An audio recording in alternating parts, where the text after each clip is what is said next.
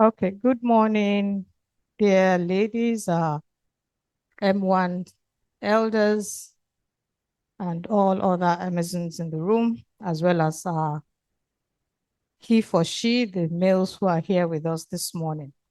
We are starting quite late, but I would want to welcome you to the first session as part of our 24th Biennial Conference, which would also include the investiture of the new president of the M1 Lagos tomorrow. We have unfortunately lost quite a bit of time. So the speakers are going to pardon me because we're going to shorten the time that they have to present. But since it is your research, it is something that you're close to, I'm sure you wouldn't find it difficult to summarize this for us. So we're going to start first with the oral presentation. So I'm going to request the people who are going to give the first 4 oral presentations to come forward. Dr. Vivian Anyanwu, please come forward for now. You just sit here in the front.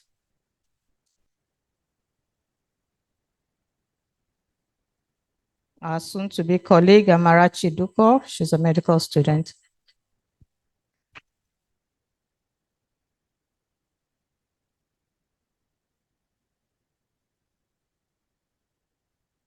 Dr. Onyinye Udeobi.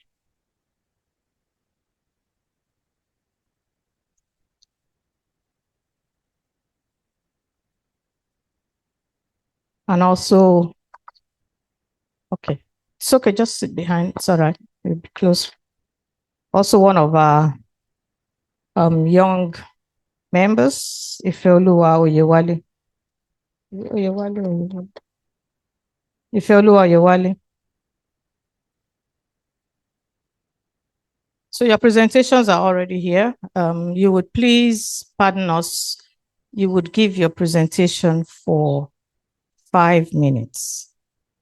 So you summarize, you give it in 5 minutes so that we'll be able to save time. And then we'll be able to at least have one or two people who would want to get more information from you. So, Dr. Anyanwu, you're lucky. You're the first presenter at the MWAN conference this year. Congratulations. So we hope you'll keep to time and do everything the right way. Thank you.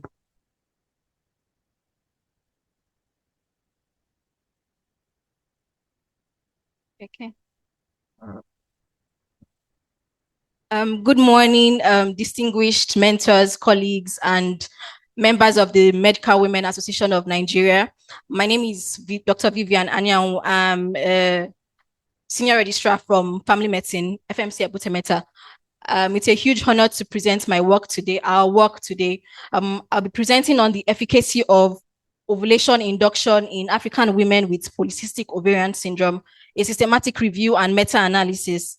Behind every woman who has an infertility diagnosis, there is a woman who is hoping for a child. And most of these African women, however, have lack evidence that are tailored to them because there's limited research. I'll be moving on to the background. Okay.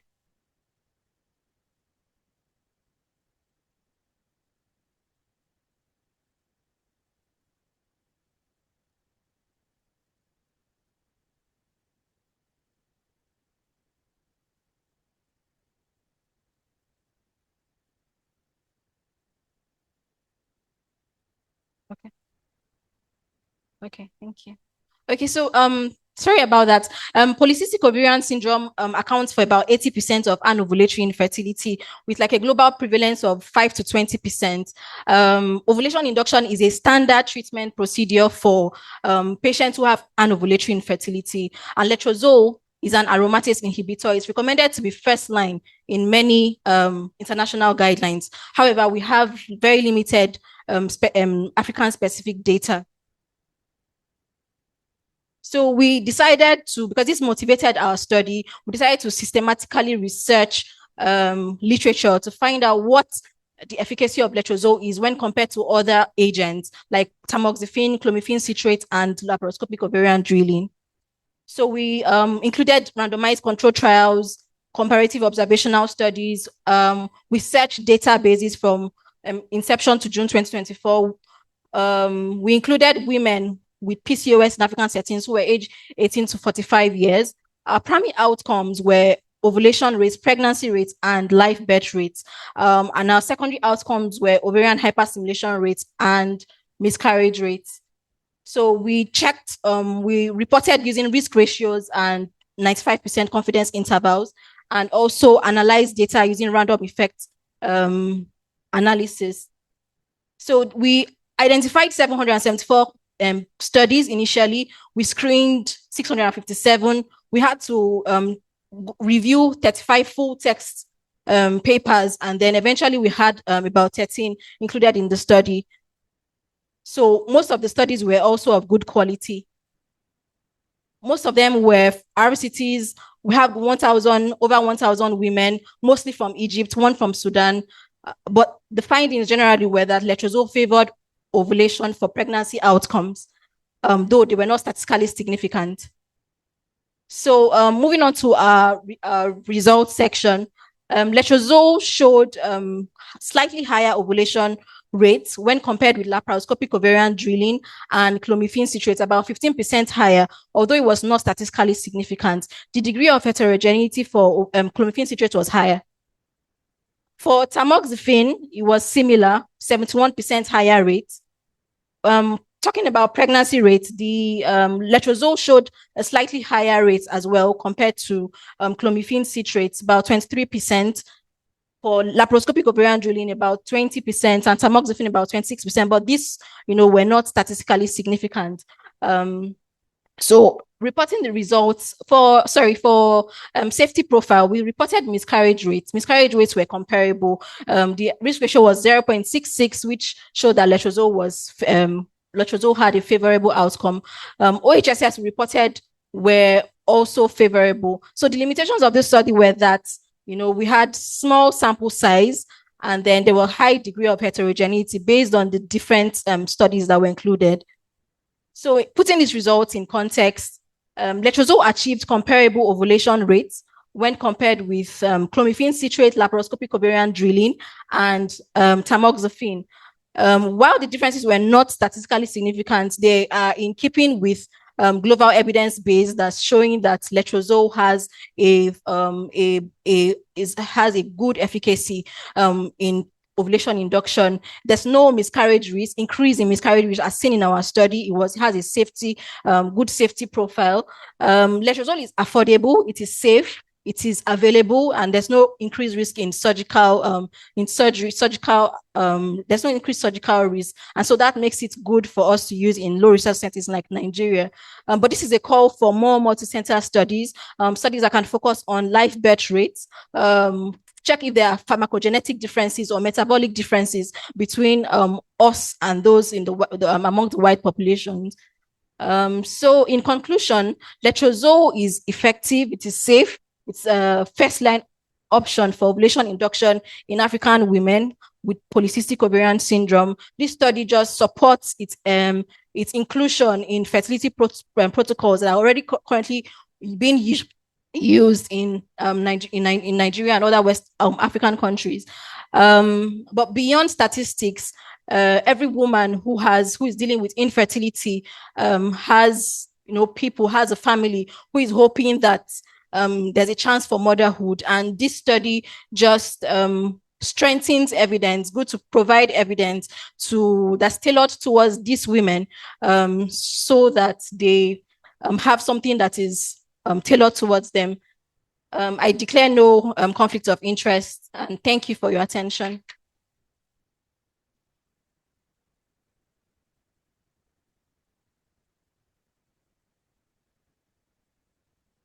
Thank you very much, Dr. Anyanwu. You have actually set a good precedence. Thank so you, you did help us with timekeeping. Thank you very much, ma'am. But we're going to take, please note down your questions. We will take the questions when we have had the first 4 presentations. Okay. So thank you very much.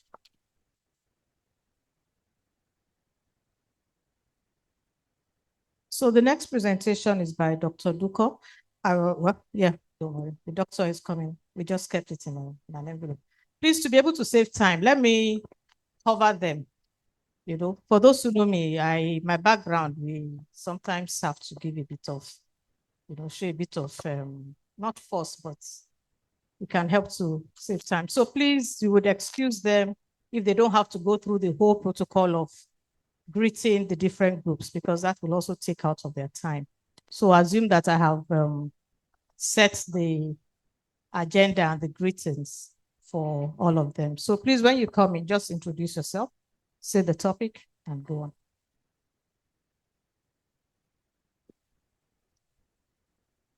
My name is Duko Amarachi Amanda, and I'm a final year medical student from the College of Medicine, and I'm going to be presenting my research project, which is the quantitative assessment of social media use for information seeking and support in managing skin conditions among young adults in Nigeria.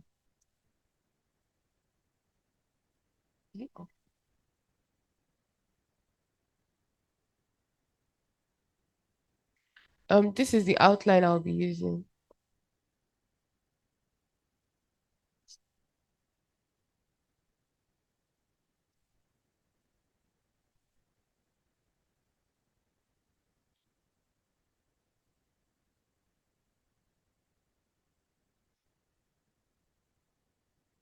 Sorry for the delay, it's lagging. Okay.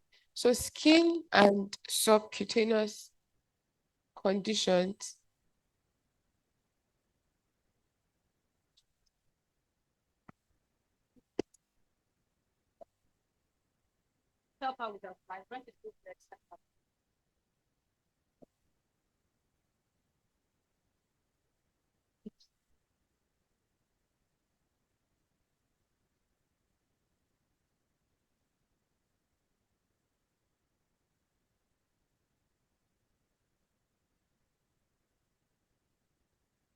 So skin and subcutaneous diseases are among the leading causes of disabilities worldwide, affecting millions and reducing their quality of life.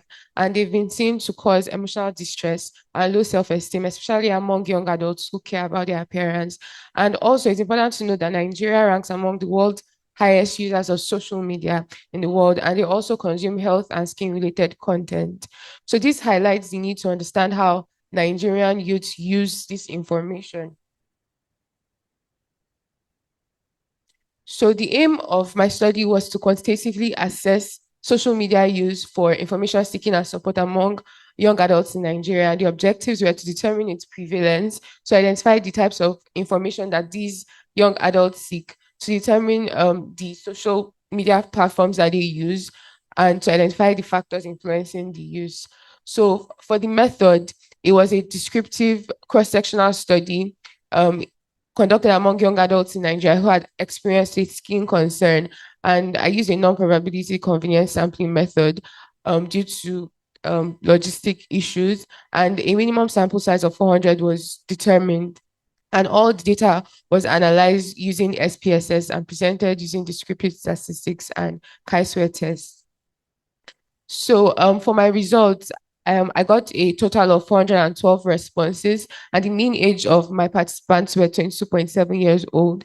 Most of the respondents were female, most had attained tertiary education, and nearly half were from the southwest region of Nigeria.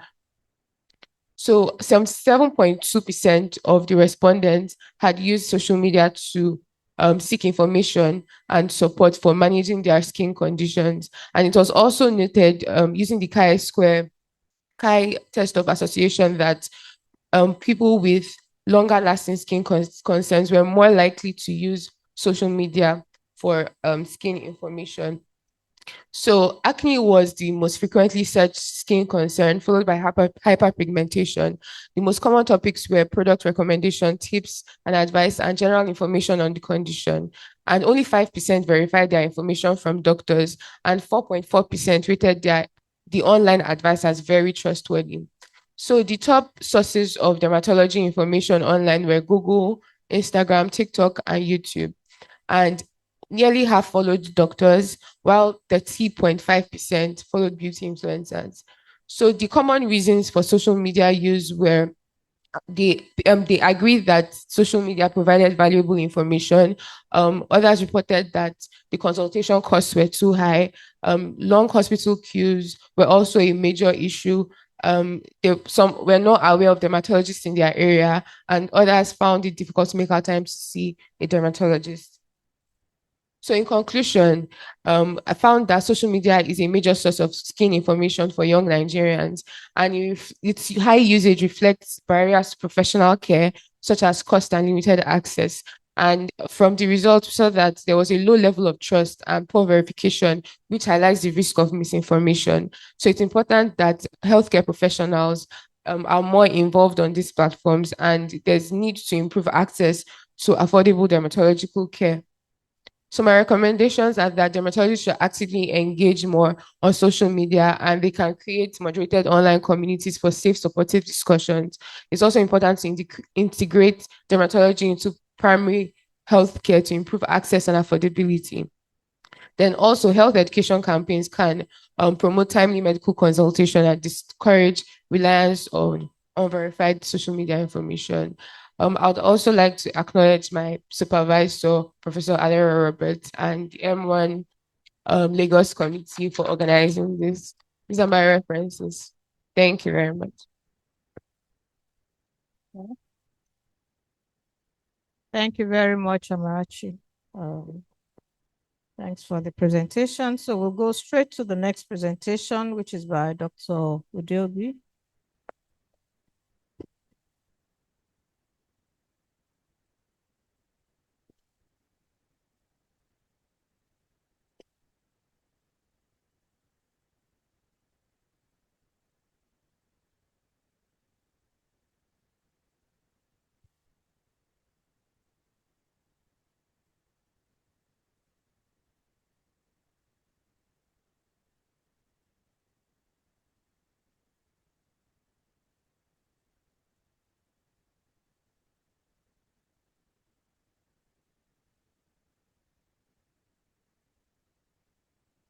Thank you for allowing me to present my work. I'm Dr. Onyinye Udobi, medical officer at First Cardiology Consultant Healthcare with interest in women's health and obstetrics and gynecology. I will be presenting the topic, Access and Impact of Digital Health Interventions on Reproductive Health Outcomes in Nigerian Women, a systematic review.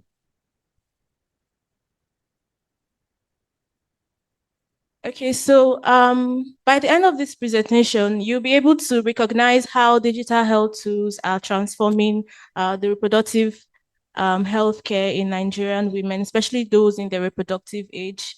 You would also be able to identify the major barriers that are preventing them from accessing these tools to improve their reproductive health, and then apply these findings from this review to clinical care, to further research, and also for patient education. Now, as a background, Nigeria has major reproductive health issues. One of the most important one is the high maternal mortality rate. Nigeria still remains one of the countries with the highest burden of mortality. According to WHO, we account for 12% of the global burden of maternal mortality.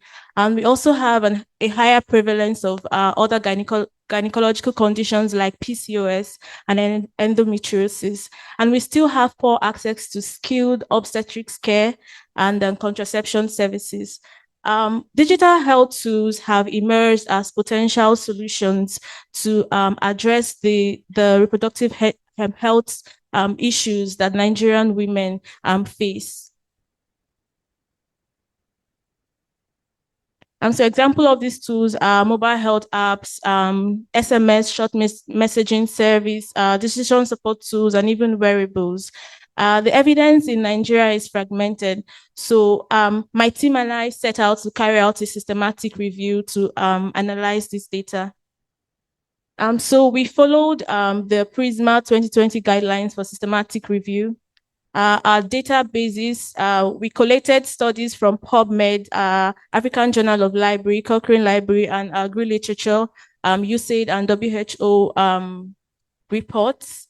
And then these are the search words we use. The studies were, the timeline of the studies were from January 2015 to August 2025. We screened a total of 525 abstracts, and then eventually applying the inclusion and exclusion criteria came down to 10 studies. And these were the studies that we analyzed, which I'll present as I go on. This is study design distribution. The population of women, like I previously mentioned, women in the reproductive ages 18 to 45, and we wanted to determine their access to these tools, their use, and even their health-seeking behavior. And so this pie chart depicts the major tools that we found out, XMS, voice calls, and hotlines.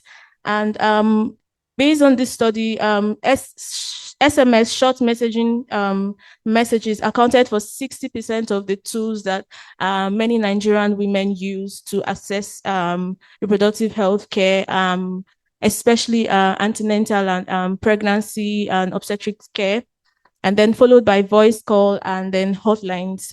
And these are low-tech applications as compared to first world countries or developed countries where we find them using more of mobile health apps or wearables and other devices.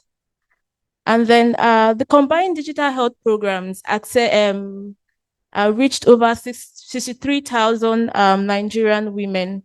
And then only 2 studies were focused on abortion and obstetric care. Most of the topics that these women access, or most of the care that they access through these tools, were focused on antenatal messages, pregnancy care, emergency obstetric care. There were little there was no study that was focused on other gynecological conditions like PCOS, like endometriosis, adenomyosis, uterine fibroids, and the likes. So We found out from this study that access to these tools were limited by low smartphone ownership by these women, and limited internet coverage, data costs, and low digital literacy. And also, very interesting to note that only 2 studies evaluated the long-term impact of these tools. These were the impacts of the digital health tools that these women used. So in conclusion, digital health tools have emerged as solutions to actually improve reproductive health outcomes among Nigerian women. And however, they're underutilized, as we saw from the study that there were just less than 5 tools available in general from that time frame that these women accessed, and that sustainable integration of these tools would require addressing the low digital literacy, the internet coverage, and the low data and the high data costs that these women struggle with. And clinicians and researchers can also, with the findings from this study, incorporate this innovation, these digital health tools, into the clinical healthcare practice. And then researchers can also further more research on developing more advanced digital health tools that address other reproductive health conditions.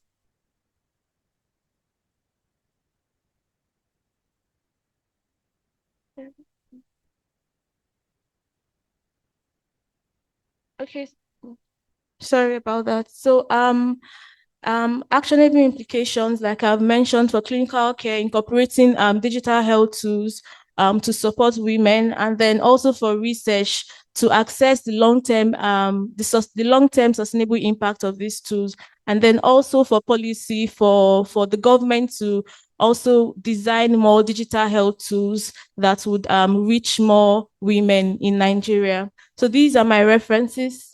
Special thanks to Dr. Abiola Shoemi, Urogynecology Fellow at Washington University, US, and to my co-authors, and of course, MWAN for putting together this conference. Thank you.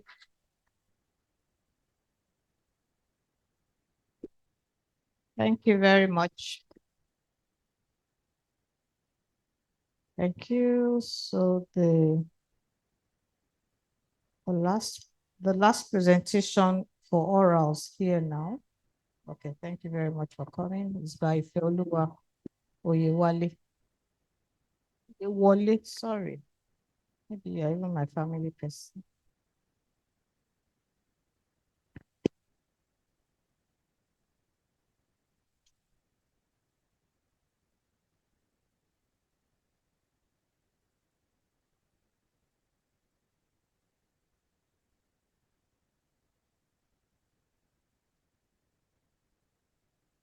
Okay. Good morning, Mars. My name is Ifeoluwa Oyewale. I'm a College of Medicine student, University of Lagos, and I'll be presenting on leveraging digital platform for screening and management of hypertension in pregnancy in Lagos State, Nigeria. Okay, table of contents, introduction, aim and objective, method, results, discussion, conclusion, recommendations, and my references. So hypertension in pregnancy remains one of the leading causes of maternal and parental mortality, responsible for nearly 19% of maternal deaths in Nigeria, according to WHO in 2023. Early screening and constant management are essential to prevent complications such as preeclampsia, eclampsia, and maternal stroke. Digital health technologies, including mobile application, SMS reminders, wearable BP monitors, and teleconsultation tools are transforming maternal health care delivery by improving early detection, adherence, and remote monitoring. However, the adoption of this digital platform remains very low in Lagos due to factors such as cost, digital literacy, and limited awareness. So the aim of this is to evaluate the use and potential of digital platform in improving the screening and management of hypertension among women in Lagos State. Objective: to access awareness and attention of digital health tools for antenatal BP monitoring, examination between digital engagement and BP control, identify barriers to using mobile or web based maternal health service and to recommend strategies to scale up into maternal health platform adoption in Lagos. The design study was cross-sectional descriptive study. We did that because the sample size in Lagos was very large, and we selected antenatal clinics across Lagos mainland and Lagos Island. Pregnant women attend antenatal clinic aged 18 to 45 years in Lagos. Then we used 250 participants selected using multi-stage sampling size because we wanted a fair representation of pregnant women in Lagos mainland and Lagos Island, and to reduce bias in Lagos State. We use a structured interviewed administered questionnaire and option of P2 platform. Then we analyzed in the SPP version 27 and reference status greater than 0.05. The results. So yes, this is figure 1, them using this bar chart. And we could see that people that are aware of the YouTube BPR monitoring platform were 162 women out of 250. Then ever use any digital app 96, which was 36.84%. Currently using a BP application or a WhatsApp group 64. Prefer in-person consultation only, such as going to a doctor, 88 people. Then this is the bar chart for that. Now, I mentioned earlier that there were barriers. And what were the barriers? High cost of internet/data, which was 39.5%, lack of technical know-how, 21.5%, limited trust in digital health resources, 15.6%, and poor phone battery, 23.4%. So summary of the results: awareness of digital platform hypertension management in pregnancy is moderate, but attention is very low in Lagos. Then cost, digital literacy, a lack of professional endorsement are major barriers. However, digital engagement significantly improves BP control, demonstrating strong potentials for maternal health innovation in Lagos State. Discussion: this study shows a growing awareness but sub-optimized utilization of digital tools for hypertensive disorder of pregnancy in Lagos. We did our findings from Ghana and Kenya, and we saw that mobile assistant BP monitoring was associated with better BP control and appointment adherence. Barriers such as high data cost, limited trust, and low technical know-how remain a significant challenge. And engagement of healthcare workers in recommending and treatment routine improves credibility and the uptake. What's conclusion? So digital platforms have immense potential to enhance the screening, monitoring, and management of hypertension in pregnancy to prevent complications such as preeclampsia and eclampsia. Then this successful implementation in Lagos could reduce maternal complications and save more lives. However, affordability, awareness, and integration into existing system are critical for scale up. What are the recommendations for the health sector? We should strengthen partnership between hospitals in Lagos State and digital healthcare innovators. There are a lot of health applications right now, so we can strengthen partnership.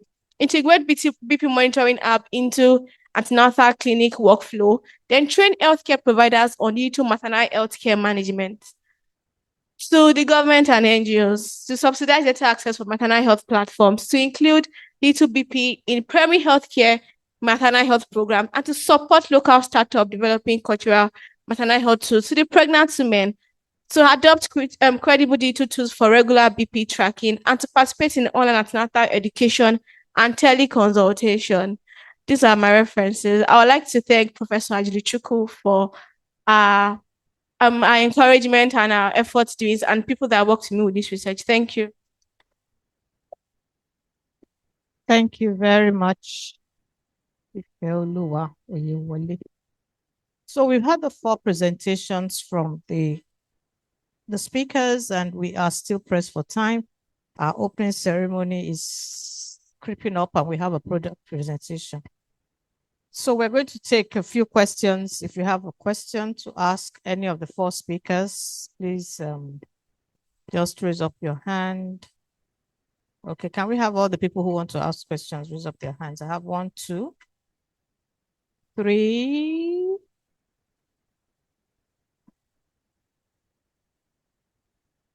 So I have 3 people. Okay, so that makes it easy. This way. So 1, the lady in the blue hijab, 1, the person behind her, number 2. Okay, please put it on. Okay, good morning, everyone. My question goes to the first It's only speaker. polite to stand up. Okay, do you want me to stand? It's only polite so that we can see you. Okay, good morning, everyone here. My question goes to the first speaker. Before I ask my question, I want to commend your work. It was a very good and solid one. I love it. So my question is, I like the your analysis. Now, you did not mention anything about the fact that chlomifene citrate gives higher chances of having multiple pregnancy, and also it's the first line for PCOS patients, and even first line for all. Do you understand? So that's the, you didn't even mention anything about the cost. We all know that clomiphene is very cheaper than far cheaper than etrozole. Well, all in all, it was a very good presentation. Thank you. Good morning, mothers in the house. Thank you very much to the presenters. My question also goes to the first presenter. I mean, this is just out of curiosity. Why should I go for letrozole and not clomiphene? What exactly, I mean, what would inform that decision? I just want to have an idea. Thank you very much. Since the results were comparable, thanks.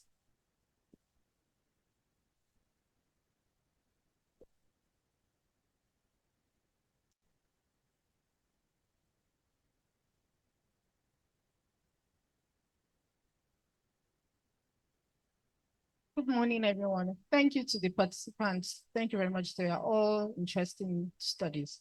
Okay, my question goes to Duko, the medical student that presented after the second presenter. So your population study, what location was the study? Was it a community-based study or was it a hospital-based study? Didn't say anything about the study location. Thank you. Okay, thank you. So please come and give the answers. They have only 2 people have questions. So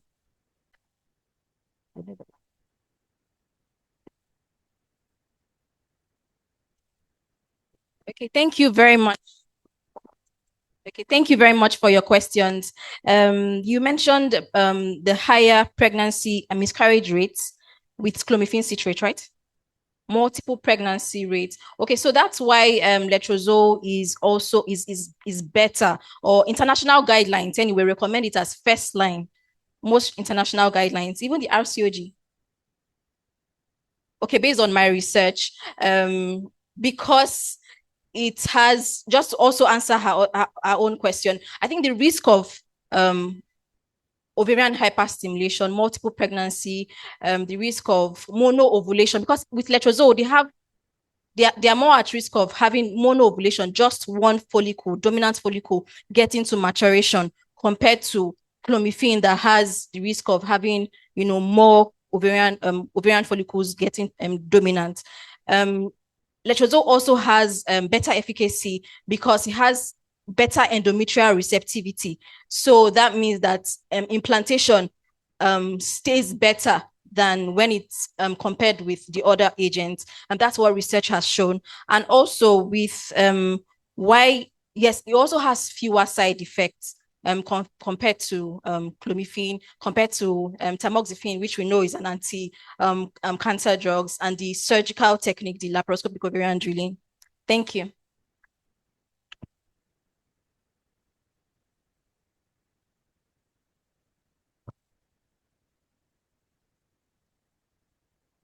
Thank you very much for your question. So my study was a community-based study and it was carried out solely online because my study population are majorly online and there are people who use social media. So yes, community-based study. Thank you. thank you very much. So I want to thank you all very much. We are really, really pressed for time and there's supposed to be a presentation after this. So I'm just going to quickly call. So please, thank you. You can go back to your seats. So we have 3 e-posters that we're going to try and do some magic and see if we will take them in 12 minutes maximum. So please, Dr. Duwale.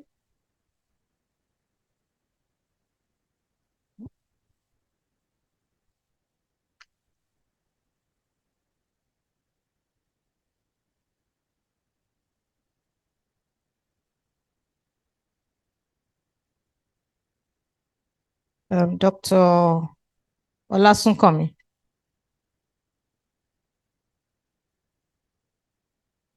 And then the third presentation is by Dr. Moto.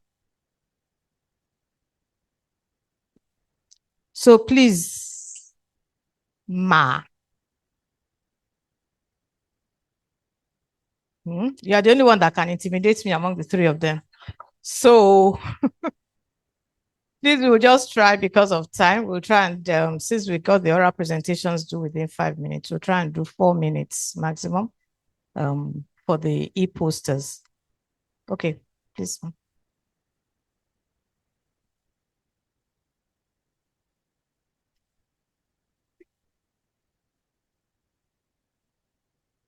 Good morning, ladies and gentlemen.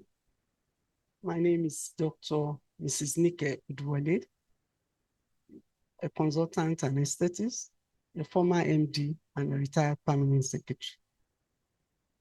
It's my pleasure to be here this morning to talk about this. Why? In March, I was invited to give this talk at the United Nations. I was surprised. I didn't know that this would come up later with what is happening in the country now. So we just have to go back and go through this. That is, conflict in Nigeria deeply affects women and children, demanding inclusive peace and protection. The main aim is to examine the effect of armed conflicts on women and children in Nigeria with a focus on their physical, psychological, social, and economic well-being. Others include to identify major forms of harm and violence experienced, to assess physical, psychological, and emotional impacts, to examine the socioeconomic effects on displacement, loss of livelihood, and disruption of education, to analyze the role of gender-based violence, e.g. sexual abuse and exploitation during and after armed conflicts, to evaluate coping strategies adopted by women and children affected, then to visit the effectiveness of government and NGOs aimed at protecting and rehabilitating the affected. Then the last but not the least, to recommend strategies and policies that can reduce the negative impacts and enhance protection and empowerment of women and children. The methodology, the study reviews Boko Haram insurgency, banditry, herders, farmers clashes affecting Nigerian women and children. Apparently, the key findings are as follows. Study shows 1.1 million internally displaced persons in camps in Nigeria. There are 207 camps with 71 formal and 136 informal camps. In Borno State, it has the highest number of camps. We should understand why. Then followed by Benue, then Adamawa and Yobe State. Then 18.3 out of school children, highest in the whole world, reside in Nigeria. Then all of us should know that 1 in 3 women they usually suffer violence and trauma. In conclusion, addressing armed conflicts effect requires socioeconomic development, education, healthcare, and women's involvement. The role of MWAN, which I will emphasize now, is to be more involved in mitigating the effects on health and well-being of women and children in these conflict-affected areas. And if possible, we should be more proactive in peace building in Nigeria generally. And to go about this is that from this moment, we can actually go out of our way as medical women to find something to contribute to help in mitigating the effect of this. Thank you very much. I hope I was able to.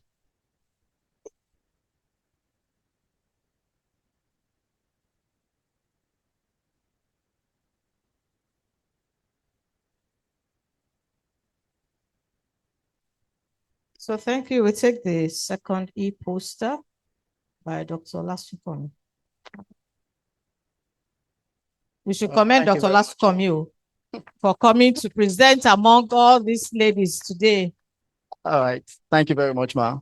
Good morning once again, and thanks for the opportunity. So I'll be presenting my work on telemedicine.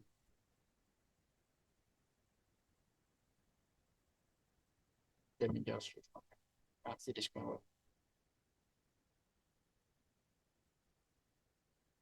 So I'll be presenting my work on telemedicine and emergency obstetric care, improving outcomes for mothers and children. So as a background, maternal and neonatal mortality is of critical public health concern, as 712 women are dying each year from complications in pregnancy and childbirth, which is equivalent to 1 every 2 minutes. And this is according to work published by UNICEF in 2025. And also almost 2 million babies are stillborn every year, or 1 every 16 seconds, with Nigeria accounting for one of the highest stillbirth rates in the African continent. Again, another work by UNICEF in 2020. So obstetric emergencies are life-threatening medical problems that develop during pregnancy, labor, or delivery, and can endanger both mothers and child's health. So the aim of this study is to examine the role of telemedicine in strengthening emergency obstetric care delivery and improving maternal and child health outcomes. And a narrative review of recently published literature is conducted with a keen focus on understanding the applications of telemedicine in obstetric emergencies. The key concepts and indicators assessed include timelines of care, speed of referrals, access to specialist consultations, and the reported maternal and neonatal outcomes. So for the results, multiple evidence affirms that telemedicine in obstetrics and gynecology has demonstrated remarkable potential to extend care, improve outcomes, and enhance patient convenience, particularly during public health emergencies.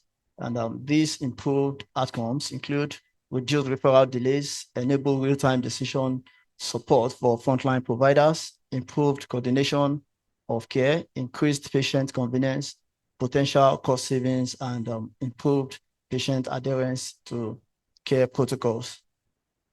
So, conclusion. So, all right. So in conclusion, for a smooth transition from life in the womb to life outside the womb, a delicate balance between the mother's health, the course of pregnancy, the delivery method, and early post-operative care is very imperative and must be sustained. This must be done through innovative, technologically backed approaches like telemedicine, which leads to promptness in care and support during emergencies, especially in remote situations, thereby significantly increasing the chances of survival of both mother and child. And once again, thank you very much for the opportunity. And these are references. Thank you. Thank you very much, Dr. Lasukomi. And so we'll take the third e-poster, which is by Dr. Muto.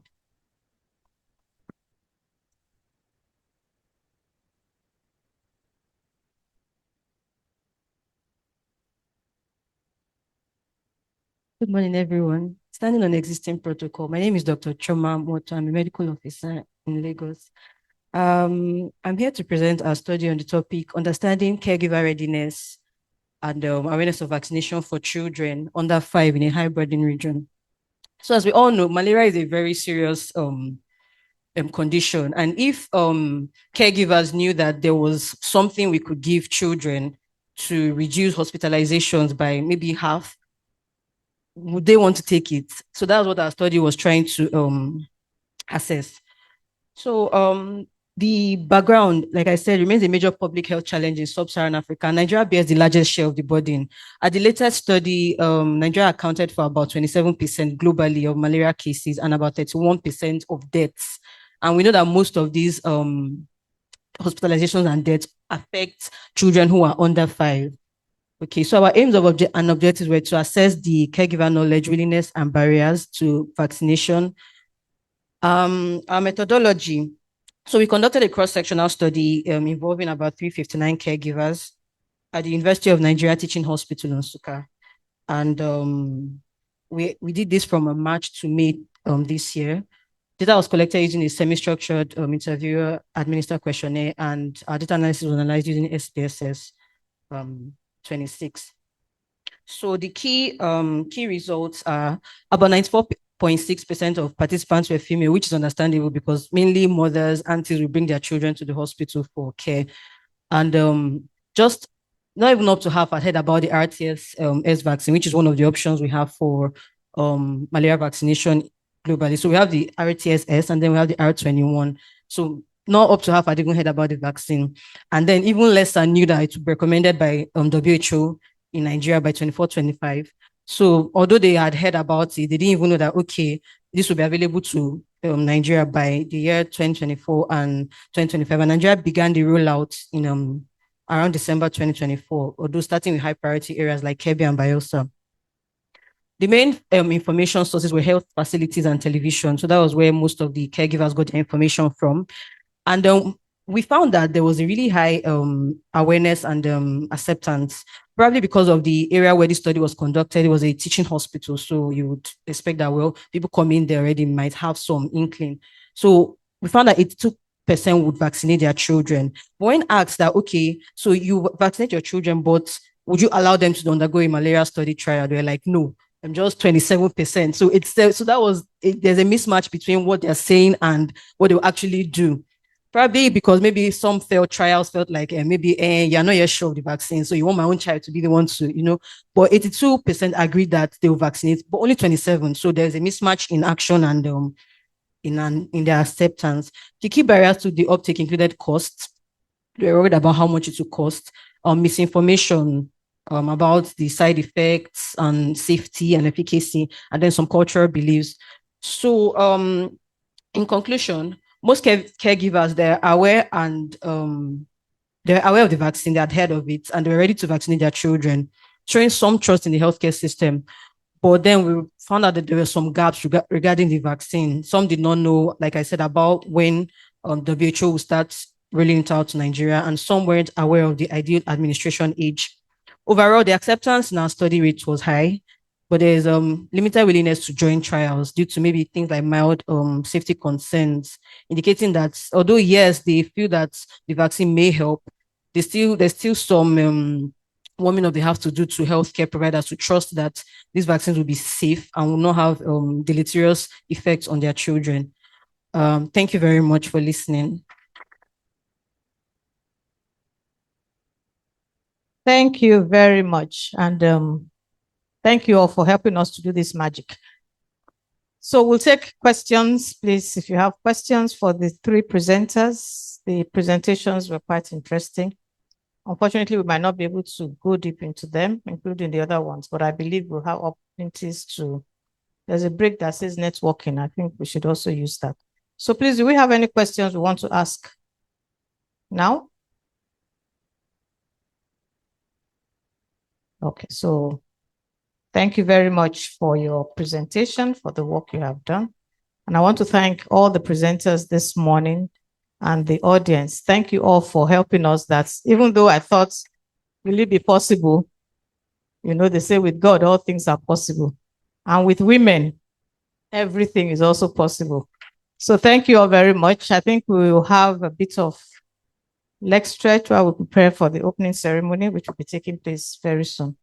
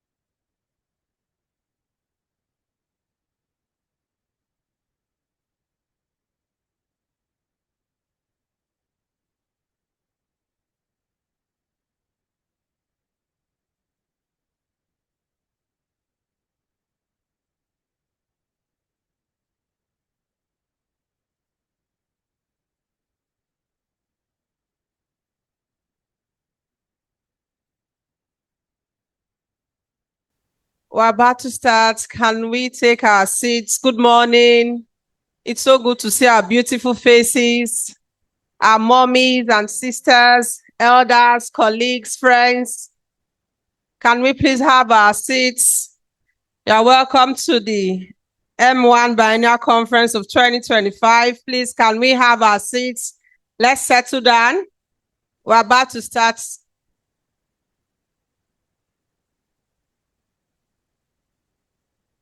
If you're here for the conference, please, can you take your seats in the hall?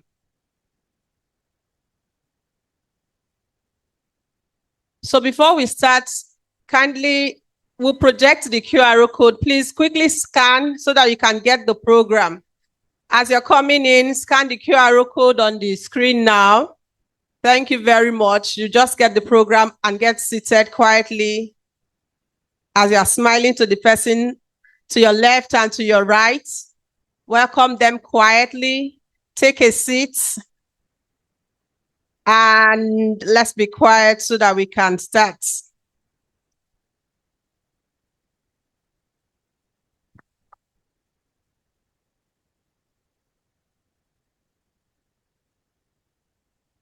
So that we don't forget, that's the QR code for the program on the screen. So just scan it and you follow as we're going on with the program. Thank you.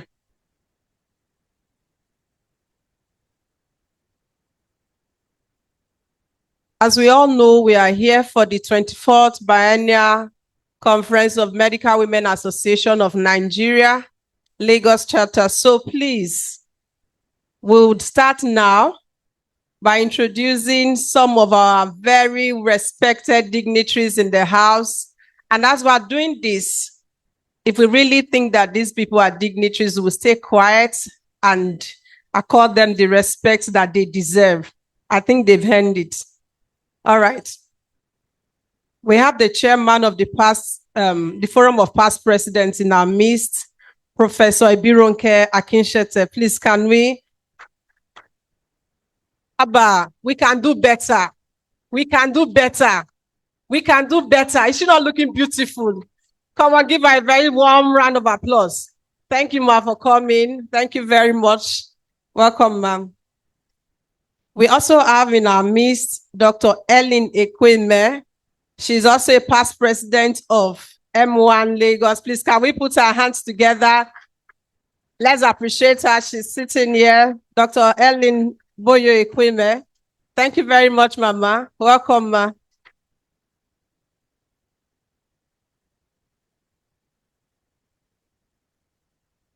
We have Professor Maje Kodumi in our midst. Please, can we put our hands together for Mama?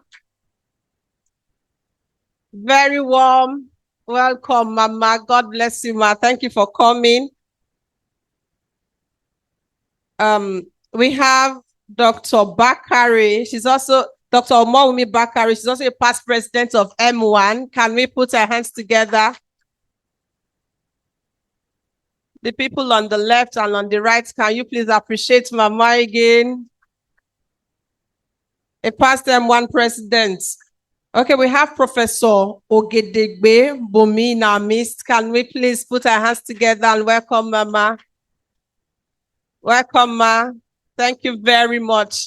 Let's make it really warm and let them really know that we appreciate that they are here and we love that they are still here up until this time. All right, we have Major General Dr. Amusu in our midst. Please, can we put our hands together for her? Ma, some people didn't see you. Please, can you just let them know that you are here so that when they see you again, can you really appreciate her? Thank you, Ma. Thank you.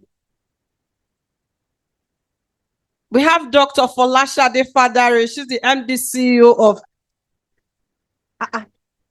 that person. You know what's happening. Please put your hands together again. Dr. Folashade Fadare. She's the MD CEO of Abbey Road General Hospital. The other people, you don't know Abbey Road General Hospital. Put your hands together for her.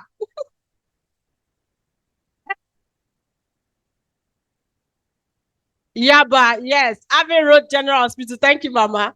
Abbey Road General Hospital in Yaba. That's the MDCU. Thank you, ma'am. We have Dr. Lara Agbaje, the MDCU of Apapa General Hospital. Thank you, ma, for coming. Thank you. There's Dr. Funmi Olatunji. She's a past PS of the Health Service Commission in Lagos State. Please, ma, can you be on your feet? Let's appreciate her from the back. Thank you very much. We also have the MD of LASUT, who is also our keynote speaker, Professor Adetokunbo O. Fabawo, is ably represented here by Professor Yusuf Oshodi. You're welcome, sir. Can that applause be louder? Thank you. Okay, so as we go ahead, I'm still going to recognize other dignitaries as they walk in. And, oh, Dr. Odo, sorry, I think I'm not getting this name, but we have another dignitary here, Dr. Ebun, in our midst. I don't know if she's still in the hall. Dr. Ebu Oduguri. I'm not getting that name well. Sorry, Mama. The oldest medical woman, Dr. Ebu Oduguri. Okay, please let me get someone to help me with that name so I don't bother it. Thank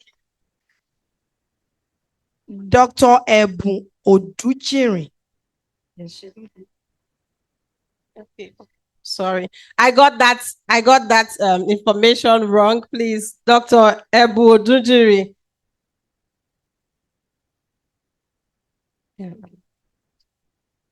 Thank you, ma.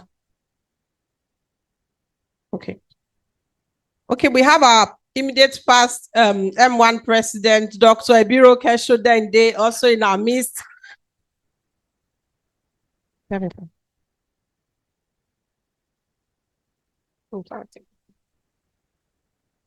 Okay. Thank you. So we'll be taking the opening prayer,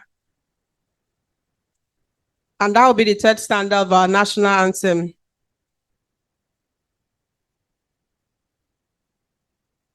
Can we be upstanding for the opening prayer, the third stanza of our national anthem?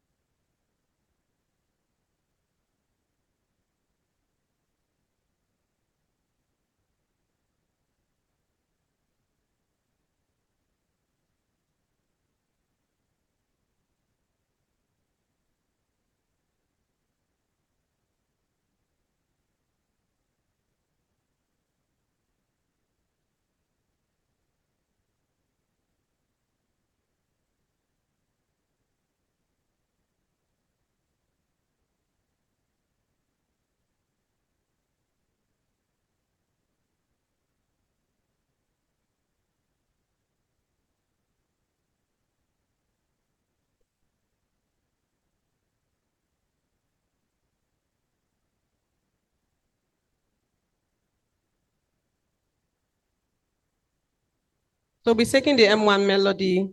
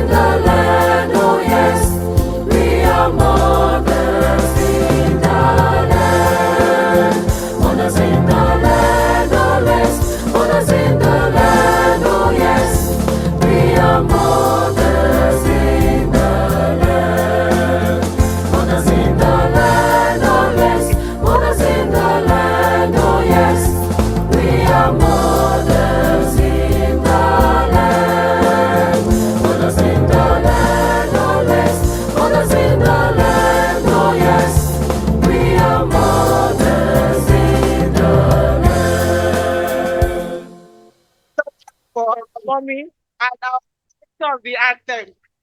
Dr. Ibiron Keshoda in the immediate past present.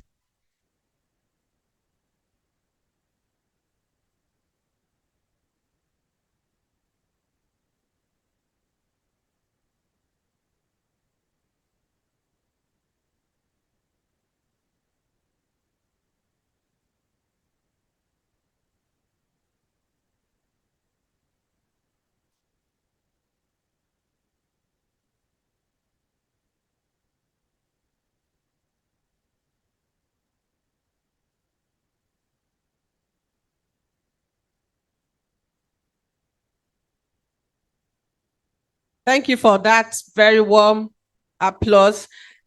Can we have our seats? Okay, see, we have more dignitaries coming in, and we have a dignitary that's been with us, Dr. Abiola Idowu. She's the past EFAMA chairman, the permanent secretary EFAMA, and then she's also the chairman of the LOC. Can we put our hands together for her? Dr. Abiola Idowu, please. Is she in the hall? Okay. You will also be coming to give your welcome address shortly. But let's also recognize Dr. Modukbe Elebute Odunsi. She's the founder and CEO of Maserut Cancer Center. Please, can we put our hands together for her? Welcome, ma.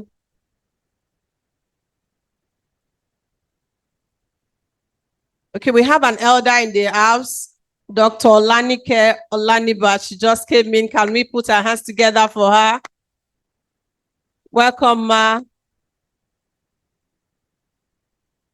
Okay, our LOC chairman, we will be expecting you to come up for your opening speech. Is she in the hall?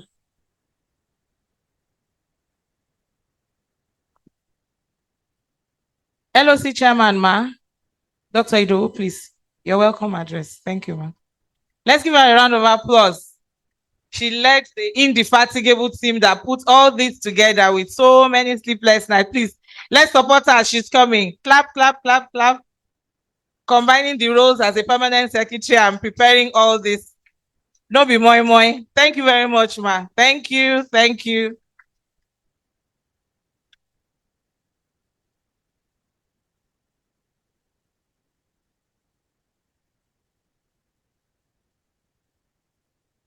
My elders, my colleagues, distinguished ladies and gentlemen, on behalf of the local organizing committee, I am honored to welcome you to the 24th Biennial Conference and investiture ceremony of the Medical Women's Association of Nigeria, Lagos branch. I am delighted to see the faces of accomplished women, passionate and driven women who continue to make impact in healthcare, policy, research, and community service. Truly, MWAN Lagos has come a long way. And today we celebrate not just how far we have come, but how boldly we continue to move forward. Medical women have done remarkable things, not only in our hospitals, clinics, but also in communities, schools, and even government spaces. We have been at the forefront of improving women's health, childcare, and public health initiatives. From the nooks and crannies of the mainland to the island, medical women have traveled far and wide, reaching the unreached, touching lives, and lighting up hope wherever they go. This biennial conference brings us together once again to reconnect, to learn, and to draw strength from one another. And this year's theme, Roadmap to Strengthening Healthcare Services for Women and Children, Policies, Politics, and Participation, could not be more timely. It reminds us that true progress in healthcare requires more than skill. It requires active participation, advocacy, and influence in the spaces where decisions are made. We also have a powerful lineup for this conference, a keynote speaker whose insights promise to inspire and challenge us, and panelists whose expertise would open new perspectives on how we can strengthen healthcare delivery, not only in Lagos, but in Nigeria as a whole. Our sub-themes highlight some of the most critical conversations of our time. The digital health revolution, showing us how technology is transforming access to healthcare for women and children, from infections to non-communicable diseases, calling attention to the shifting health challenges and emerging issues that require fresh thinking and renewed strategies. And beyond medicine, breaking barriers, building bridges, and pulling each other up reminds us that our work extends beyond the hospital walls. It's about leadership, empathy, and collaboration. Truly, this gathering is iconic. It's more than a conference. It's a reunion of purpose. It's a celebration of impact and a renewal of our commitment to women's, children's, and health. So on behalf of the Local Organizing Committee and with gratitude to God, I say welcome to 2 days of meaningful discussions, powerful networking, and shared inspiration. Here's to every medical woman here, because we're bold, we're brilliant, and we're unstoppable. Welcome once again to the MWAN Lagos 24th Biennial Conference and Investigation Ceremony. Thank you.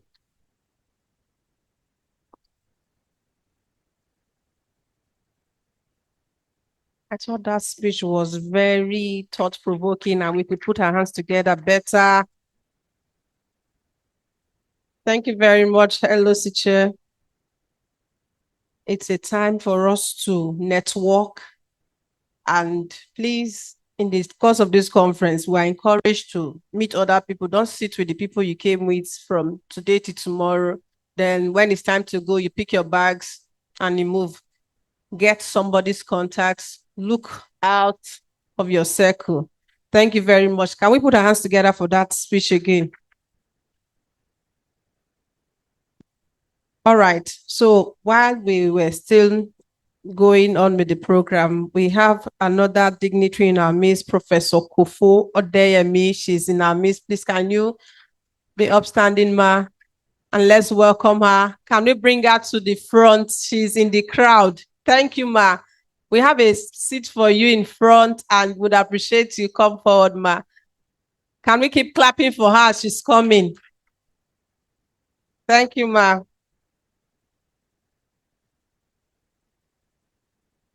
Okay, we'll be taking some goodwill messages, and we'll start with the one from the MWAN National.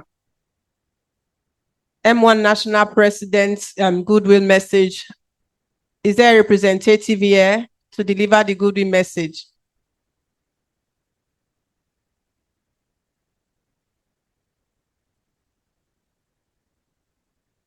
While we are at that, Marcel Ruth will be preparing for their product presentation.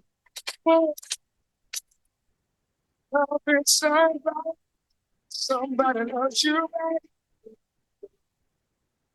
to be loved and be loved in return. It's the only thing that my heart desires. Just appreciate. Okay, so we'll take the opening address by M1 Lagos President now.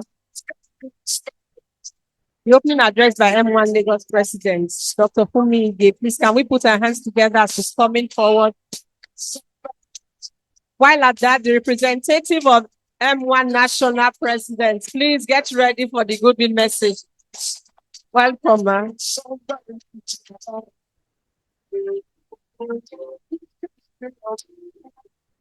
I was enjoying that. Thank you very much.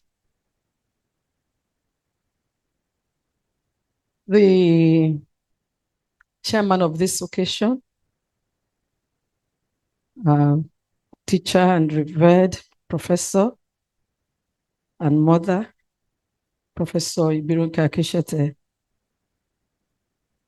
the member M1 Board of Trustee, Professor Adenike Grinch, I believe she's online, our keynote speaker, our guest speakers, esteemed past presidents and elders of MWAN Lagos, senior colleagues, sisters, invited guests, distinguished ladies and gentlemen of the press. It is with great joy and pleasure that I welcome you all to this momentous occasion, the 24th Biennial Conference and Scientific Meeting of our noble association, the Medical Women's Association of Nigeria, Lagos State Branch. I dare say that we blaze the trail as MWANites and others follow.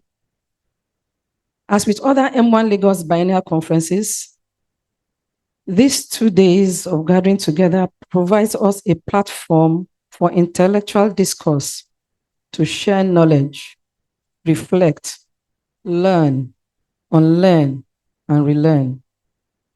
It also provides and offers us the opportunity of collaborating, networking, strategizing, re-strategizing, and renewing our collective commitment to improving and advancing the health and well-being of women and children in our society.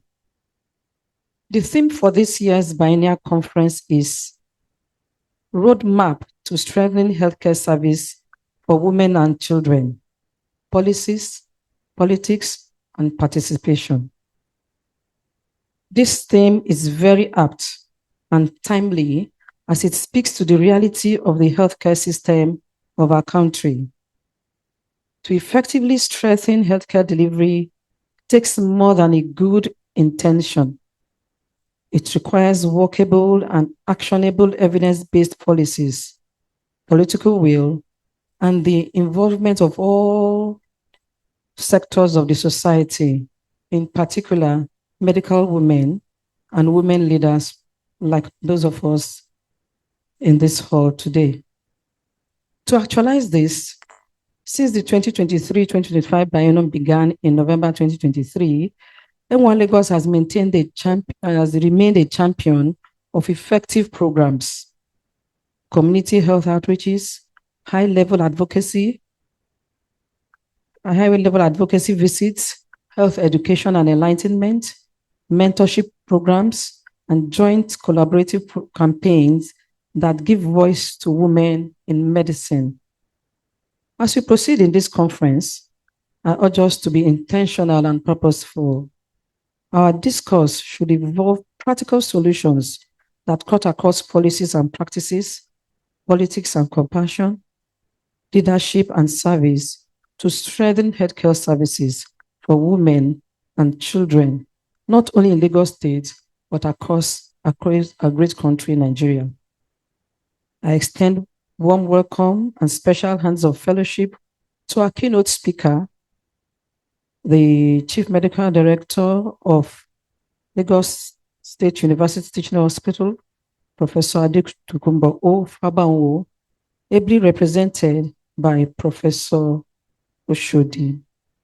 Our guest speakers, panelists, partners, and all our distinguished guests, we thank you for honoring our invitation to share in your knowledge and tap from your wealth of experience. I believe that through our joint efforts, we'll be able to fashion out a fairer and healthier future for women and children in our dear state, Lagos State, and by extension, our country, Nigeria. Special appreciation goes to the local organizing committee of this biennial conference, ably led by our big sister, Dr. Abiola Idowu, the Permanent Secretary of Health Facility Monitoring and Accreditation Agency, EFAMA, who have worked tirelessly and assiduously with the committee members to plan and put this conference together. Their expertise, commitment, and dedication has made this event possible. Distinguished guests, ladies and gentlemen, it is therefore my singular honor and privilege to welcome you all to this 24th Biennial Conference and Scientific Meeting of MWAN Lagos.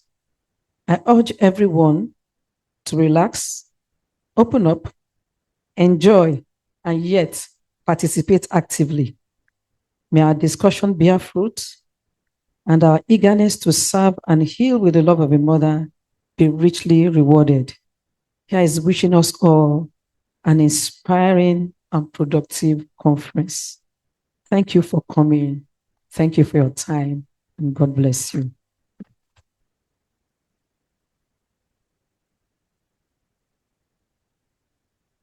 We do better with the applause as our president goes back to her seat. Thank you, ma. Said we should relax, open up, and enjoy this conference. Participate in every section and let it be meaningful. Again, network, please. Don't sit with the same people today and tomorrow. If not, we'll have some marshal to be pushing people from seat to seat. All right. Can we have the representative of MWAN national president for the goodwill message?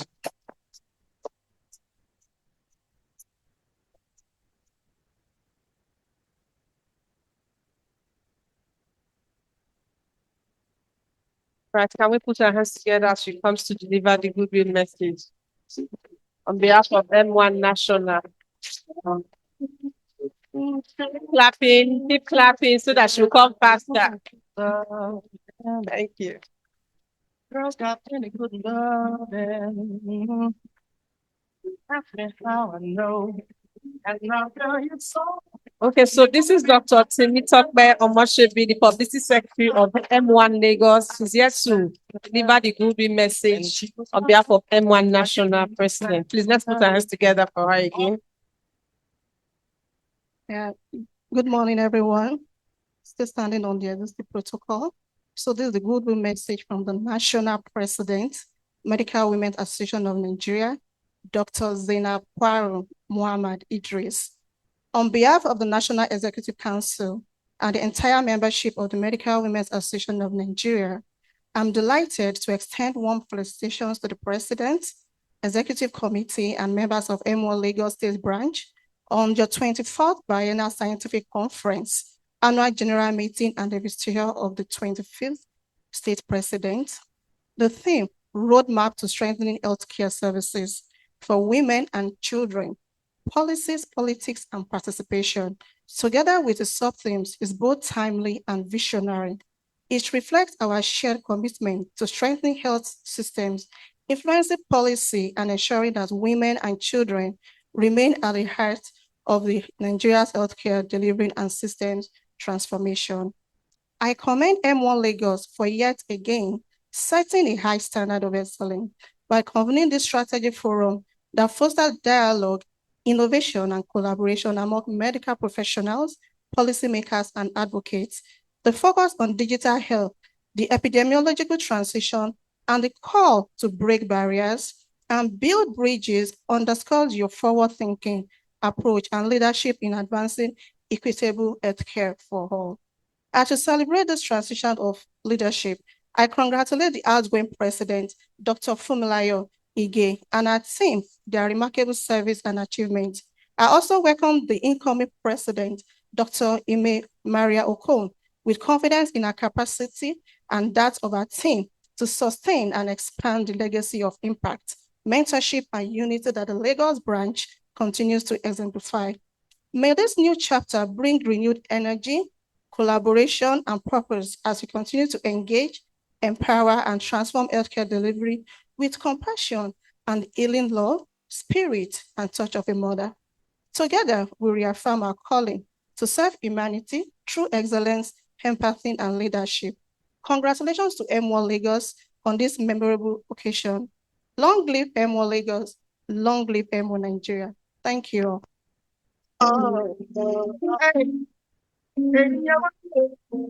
Thank you, Dr. Moshige, for that very good message delivered on behalf of the national.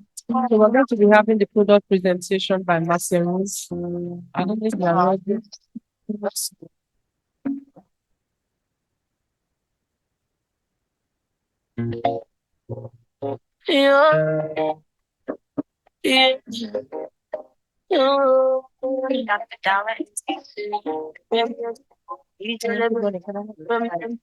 Thank you very much for Slap for your case. I go to work for your case. I go to God for your case. First of all, like, I climb the bridge for your case. I know what I for your case. I go to church for your a proper good afternoon to my seniors and my mentors who are in the room in a minute. But I have one complaint to make, Dr. Ige. Please, where is my Ashoebi? So am I supposed to, is it you or is it Dr. Ime that's coming in? But you know something, I feel like, where is my Ashoebi? Am I not right? I mean, I should be asking, right? I'm a fully blown M1, you know, generations. Yes, I'm not. What team? They didn't give the rest of you too. Ah, okay. So there are plenty of us complaining then. That's all I will say. It's all right. It's okay, man. It's okay. It's all right. It was meant to be a joke. Oh, it was meant to. Maybe we need to sing that song again. So anyway, but anyway, on a serious note, on a very serious note, the reason for my being here, I think maybe will come through while I give my talk, but I'm forever grateful to M1 Lagos. So there's nothing that they will ask me to do that I would not find the time or resources where needed to support them. Because when I came back, true story, for two reasons. When I came back to start up Marcel Ruth, it will be 5 years in a few weeks' time. I will never still remember the day Dr. Ibiroge Shodainde came to the hospital with her sash and introduced herself and gave me some history about my mother and my mother's relationship with M1. And I think basically tried to, I don't know whether it was woo me, bully me, or, you know, that my coming back, I should just remember my origins and never forget where they are. And, you know, sometimes you need people to do that. I'm extremely grateful to her every time I think about it. I think we had only started about 6 months or so. It wasn't by invitation or anything. And later on, when Dr. Ige was president elect, she brought her to come and introduce her and said, you know, when I'm leaving, this is the person who is going to follow on. Don't forget who you are and what you need to do in M1. But also for the care and the love that they gave to my mother, Professor Mrs. Onyade Elepute, phenomenal, you know, because obviously she was quite unwell for the last few months, years of her life, but they were just there, just steadfast, just always asking, just always coming to the house and to be with her. So there isn't anything that you can ever ask me to do that I wouldn't do now that I've been brought up properly. So, but good morning to everybody. And I'm I have to say, huge, special, big good morning. She's your chair today, Professor Ibironke Akishete. She's the reason for whom I am, apart from my mother, because becoming a hematologist was because I worked with her. I think it was during my youth corps. And I was just so wowed by the energy, by the absolute compassion, commitment to a subject of her choice. That later on, I actually chose to train and become a hematologist. I'm forever grateful. Thank you, Ma. To Professor Mrs. Majekodumi, who is a serious voice in my family home till tomorrow. She understands what I mean. I'm extremely grateful and thank you. To Professor, to Dr. to the LOC chair, sorry, and to all those who have put this together. Thank you very much. And to all of you in the room, I will only take about 10 minutes of your time. If I could have my slides, please. You don't have the slides. Ooh, that's interesting.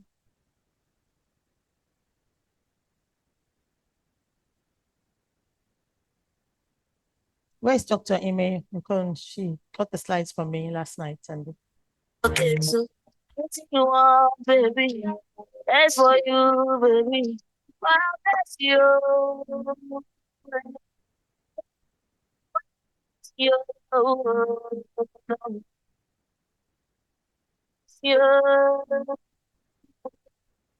So what I thought I would do, I said I could choose my topic, was just to, I think the theme of this conference is truly an impactful one, and one that, we say all these things, but actually I think we should begin to understand that we in this room, the women in medicine in this room in Lagos State have a big part to play in trying to ensure that we change healthcare or continue to change healthcare for our people in this state. And it's every single one of us has the opportunity to make this difference. I'm actually coming from a lecture that was delivered this morning at the Society for Quality for Health in Nigeria in memory of both my parents. And honestly, you could have formed that theme with the talk that I've just come from. And the message is that, this idea of excellence in medicine, equality in medicine, is something that we must all do our best to try and achieve. It's not an easy task. It's anywhere in the world. The speaker at the other meeting was from the US. And when he talked about all the issues that they have politically, they are in a serious issue, being led by somebody who doesn't believe in quality. He said it himself. So I think I'm allowed to say that. But for me, I'm hoping that with these slides over the next 10 minutes is to try and encourage all of you and to try and ensure that you all understand that it doesn't matter how anything is difficult or impossible, or how people might tell you that this isn't something that you can achieve. If we told 100 people about trying to come to Lagos to set up a comprehensive cancer center, I can tell you that 99% told us that it would never happen. We would never be able to do it. And then even when we did it, everybody keeps saying, well, you'll never be able to maintain it. Let's see where you're going to be in 5 years. This is the 5 years of Marcel Ruth's story. So hopefully you can enjoy this with me. Thank you. Next slide. I have a clicker. Where is the clicker? Okay, perfect. Brilliant. Fantastic.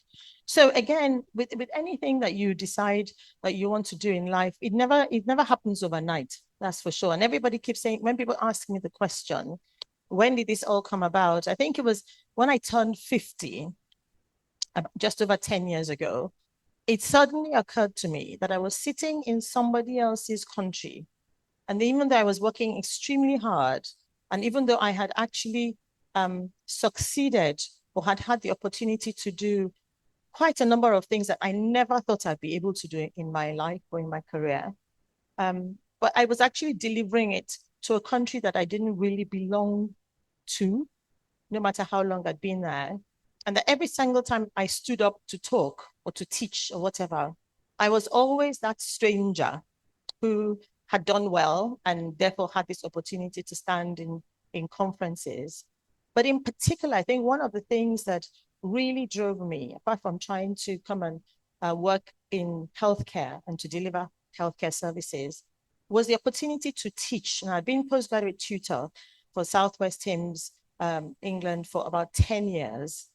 And I taught a huge number of medical students and then postgraduate students, some of whom have become consultants, heads in a number of teaching hospitals across the country. But every day when I woke up, I thought to myself, these are not my people. And if God has given me the opportunity to know what I know and have the experience that I have, and to impact that experience and knowledge, then I really needed to be somewhere else geographically. So that's why I'm here. But it took about 5 years for us to think through what to do. And also, there's a lot of research that you need to do. So I went to a number of cancer centers in the UK, in the US, in South Africa, in India. And most of the time at the beginning, it was about how I was going to come and do it in a way that was going to fit Nigeria. And one day, I suddenly realized that, no, it's not about that. Nigeria doesn't deserve any less in terms of the excellent care or the excellent standards. So what we needed to do was to come and just put down what we do every day in these places that are trying to deliver excellent care and come and do it here. And that's what we've done. So we finally finished the building, and I'm not going to tell you about the blood, sweat, and tears, because I'm sure you can imagine them anyway. And we started seeing patients in December 2020. I think it was the 7th of December. But I had my plan. I'd worked so hard for about 18 months trying to finish this building. It was just after, during and after COVID. It was really tough. And my husband said, don't open this thing. Let's just go on holiday for Christmas. I said, no, we're going to open. Let's just open. We're just going to do a few clinics and we're going to go away and come back. On the day that we opened, we admitted 3 patients and we haven't stopped since then. So a number of milestones, thank you. A number of milestones, and the ones that I'm really grateful for and very pleased about, so that if you want to fall asleep, you don't really have to follow the rest of the talk, is the fact that in 5 years, in an institution, on the day that we opened, I had about 3 people call me and say, "Dupe, but you've got to remove this cancer from your hospital name, because with this cancer name, nobody's going to come there." So much so that I was so worried. I actually called my husband and I said, maybe we should remove cancer. And he said, so we bought a radiotherapy machine at huge expense. And even the bunker for the radiotherapy machine has cost me so much hassle and sleepless nights. Now you want to call this hospital something else because you're on your own. But at least for the first few years, it will be a cancer hospital. We called it Marcel Ruth Cancer Specialist Hospital in memory of my mother-in-law, and I'll tell you about her in a minute. And we've now seen just over 5,000 patients at Marcel Ruth in 5 years. Thank you. So, and it's not for you, and thank you for clapping, but the message really, especially for the young people in the room, you can do anything that you want to do. You really can. I mean, if you come to me, I will tell you, if anybody told me, even when I'm standing here, I'm still possessed by God's presence in this matter, because if anybody told me this, I would not have believed it. So you don't have to believe. If you want to do something because you've got a vision and it's for your purpose and your passion, you can do it and it will do well. Thank you. The other thing that I'm extremely pleased, and when we started doing this, it never ever occurred to me, is that in just over a year ago, we were given accreditation to run an oncology residency program. We're the first private hospital in the country to be given this opportunity. Thank you. Our junior residents have just completed the first year of their program. We had to learn it together because even when I applied, I didn't really know what it meant and what it was going to take. But again, I'm so pleased, so proud of it that we can actually be able to do this in the private sector. And by doing it, has formed a deeper collaboration with the public sector that I had never really understood until I came to Lagos and until Dr. Shodainde came and said to me, you've got to also engage with the public sector. And that's why I'm proud of that. And of course, by doing that, recently, I was appointed as an associate professor at the University of Lagos in the new faculty of basic sciences, which, for me is more than the icing on the cake. And I think that basically the message is, you thought that you were going to retire at 61, you got another 5 or 6 years to go. So that's where we are. Okay. So, I mean, cancer figures and facts. I think the one thing I always say to people is, in the year that we had COVID, and I think Nigeria was lucky where COVID was concerned. I was in the UK. And in that year, when there were something like 20 million deaths from COVID, and everybody was really scared.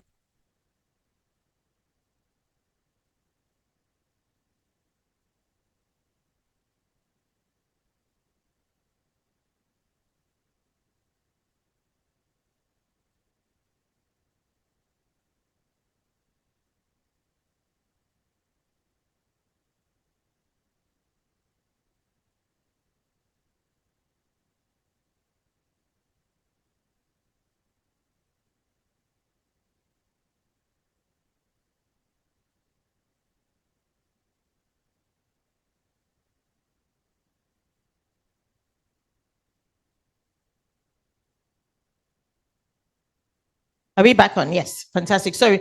When there were COVID deaths, right? There were 3 million deaths from COVID in that year, where we were all really worried. In that same year, there were 20 million deaths worldwide from cancer, right? Okay, so those are the sort of figures. Now, why is it something that we needed to think about in terms of trying to improve access to care? And in particular, with your theme, how do you create a roadmap to strengthen a healthcare system? And what are the things that you need to think of? And of course, if I ask any of you in the room, everybody's going to say funding, right? Because funding is an issue, infrastructure is a problem. And the last thing is obviously the workforce, which has become a really big problem for us in this country. So it's fragmented care. It's a problem with infrastructure. It's a problem with our skills, and also in terms of staffing and retaining the staff. And that was what governed the thought behind coming to develop a one-stop comprehensive cancer center where patients could come and have all their investigations and all their care in one place. Because it's been shown through research that if you can do that, one is that you speed up all the results that you're going to put together to inform how you treat the patients. There's quicker access to care, and there's better standards if you can deliver it all under one roof. So this is what we sort of look like in a small close at the end of a close in Victoria Island. The whole family was very involved in this project. So the green and blues are the choices of my now 23-year-old son, who said, honestly, Mom, people have to come here and feel that there's hope. That's his idea. They must come and see that there's color in life through all this.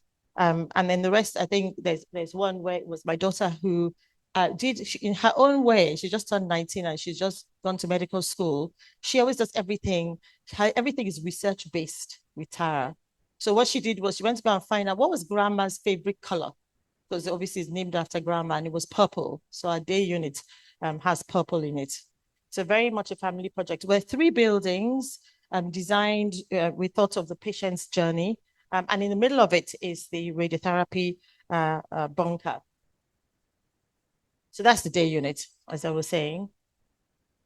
We have heavily invested in sort of state-of-art equipment, because without doing that, you do have a bit of a problem. You've got to be able to ensure that the diagnostics is key to almost everything that we do in healthcare. Now, when the previous talk that I was at, the gentleman described a very good friend of his, and this is in the US, who became unwell and went to have care and got to the point where they thought he had metastatic cancer, and they were taking the biopsy, and they told the gentleman that the results would be ready in 5 business days. Right? And they were very upset because it was 5 days. What does 5 business days mean? I was actually sitting next to Professor Abdul Karim, and we laughed because here, if you get it in 2 weeks, we're very lucky, right? But those are the kind of things that we need to think about. How do we speed this up? But also, how do we make sure that when we put patients through investigations, we're likely to get the right results? And the reason for saying this is that at Marcel Ruth, we have 3D mammo, which is the new way of doing the investigations as far as trying to screen for breast cancer is concerned. Because above 2D, in 2Ds, you get your calcifications, but there's quite a few false positives. So people undergo biopsies and then nothing was wrong, whereas the 3D is much more precise. And of course, I show that because we've just finished October Awareness Month. And I'm not going to ask people to put up their hands, those who have never had a mammo, but I think I've made my point. All right, so we've got 2 modular theaters at Marcel Ruth, named in memory of my father, who was an incredible cardiothoracic surgeon, a surgeon anyway, passionate to the end about delivering excellent standards of care as far as his patients were concerned. And I will say again, that when we started, we had a number of people come and visit, and the ones who were doing surgery were like, oh, what kind of surgery will you be doing here? And I was like, okay, we're going to do mastectomies and other, and this neurosurgeon came and an orthopedic surgeon came and he said, oh, will you do orthopedics? I said, no, orthopedics, I mean, it's fine. No. Brain surgery. I said, brain surgery. You know what I'm trying to say? This picture is of the 14th brain surgery that has happened at Marcel Ruth. over the last 5 years.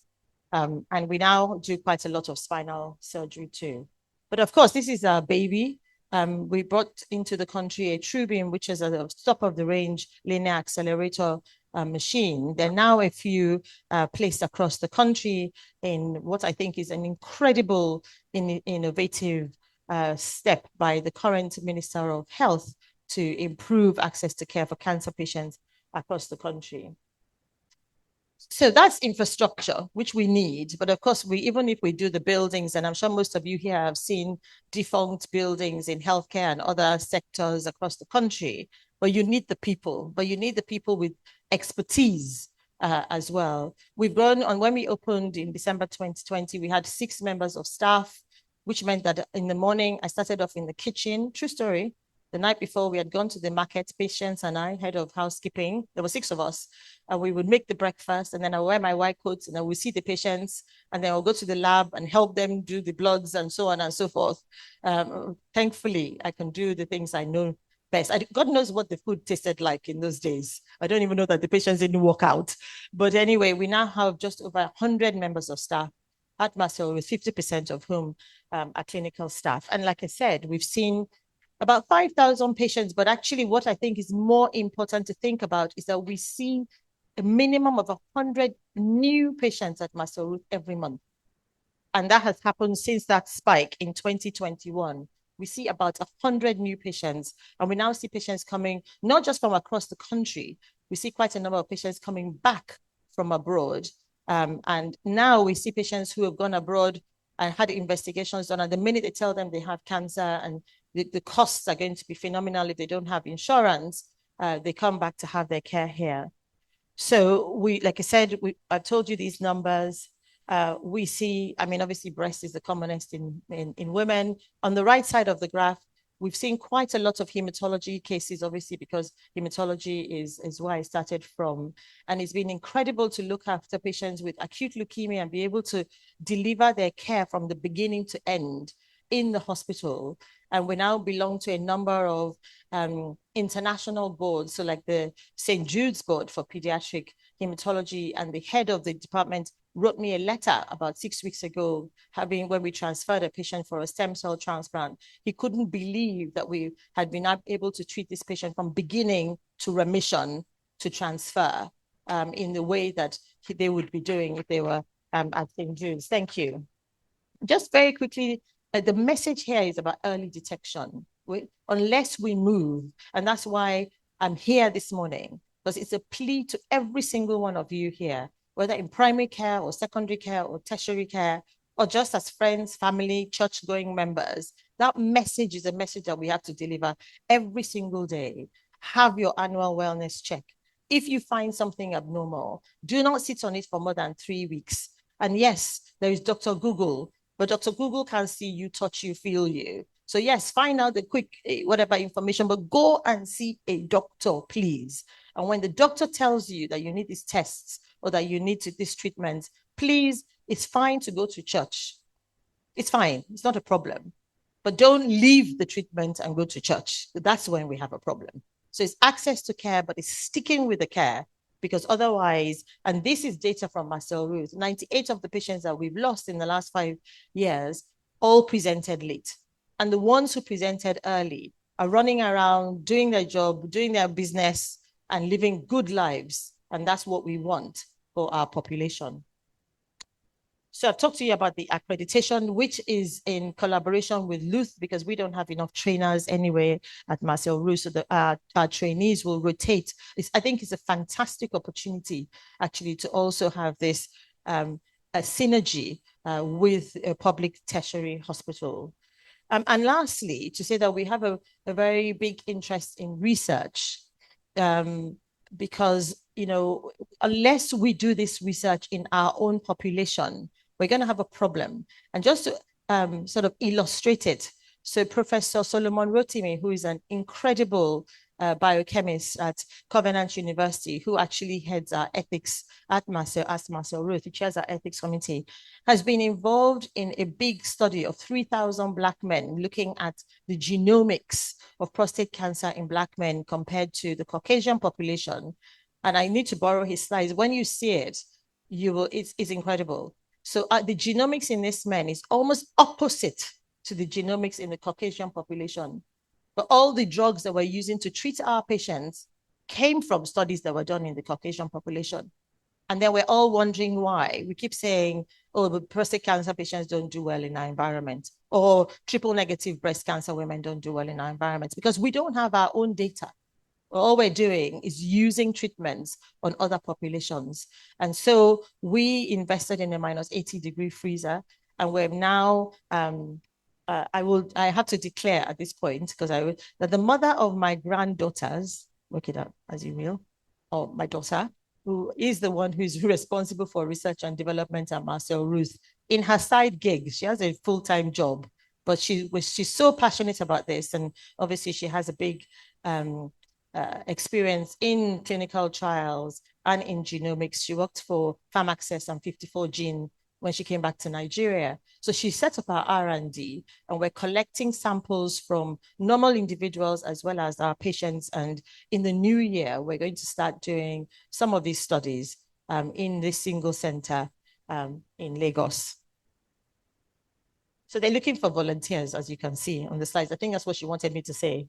But also, it's very important that we support the patients who have been through the hospital and their families, because actually, for example, there was a lady who came to clinic yesterday, and she came with 2 daughters, her sisters, and so on. The community around every single patient that you look after, who are so worried about the outcome and also about their journey, is huge. And so we set up the Marcel Ruth Friends Group. Actually, it was set up by the patients themselves about 4 years ago. And we have about 300 members of the Marcel Ruth support group who come with us when we do our annual walks, who get involved with our breast cancer awareness.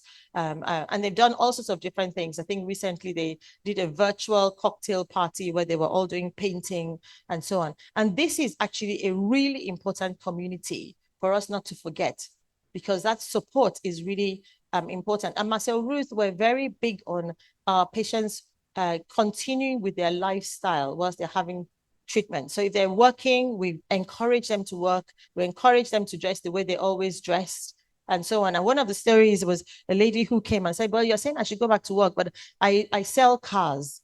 I said, well, you can't bring the cars here. But, if we put up your computer and so on and so forth, and you can be talking to your team. And she did.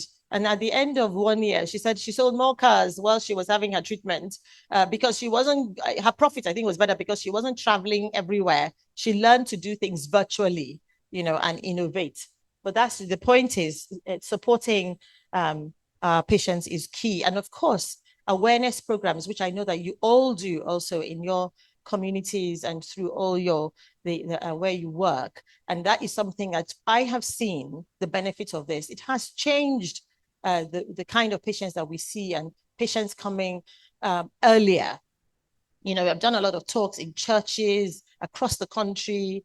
I mean, if you want me to, I'm there at the top of drop of a hat because I really believe in this. I'm so passionate about it that unless we take the message to people in a way that they understand and they're hearing from experts that this makes a difference, presenting early, accessing treatment early, sticking with the treatment, we will be in the same place that where the rest of the world is. And also in terms of immunization programs and so on, where countries have now eradicated cervical cancer just by the HPV vaccine. But we need to understand our own cultural beliefs and so on. But usually once you engage with people on that level, they do understand, and they do begin to understand why you're saying they should be letting their children be immunized. And I think that's, as medical women, as a body of medical women, it's something that we can really champion, be involved in, and in a few years' time, make a huge difference. So I can't finish this talk without actually showing this 4th-generation photograph, because I think if my mother were around, she would be here, as you all know. But also just to say that, from our point of view and our family, we're forever grateful to Medical Women's because you gave her so much joy through her career. She was very heavily involved, really believed, really passionate.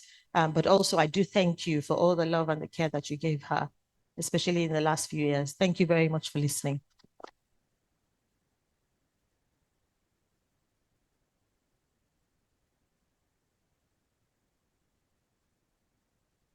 Thank you very much, Ma, for that presentation that turned the lecture and was very well engaging. Thank you for all the encouragement. She said something, say you can do anything that you want to do. I don't know if anybody's taking that away from me, especially she was saying to the young people, to all of us, you can do anything that you want to do as far as it aligns with purpose.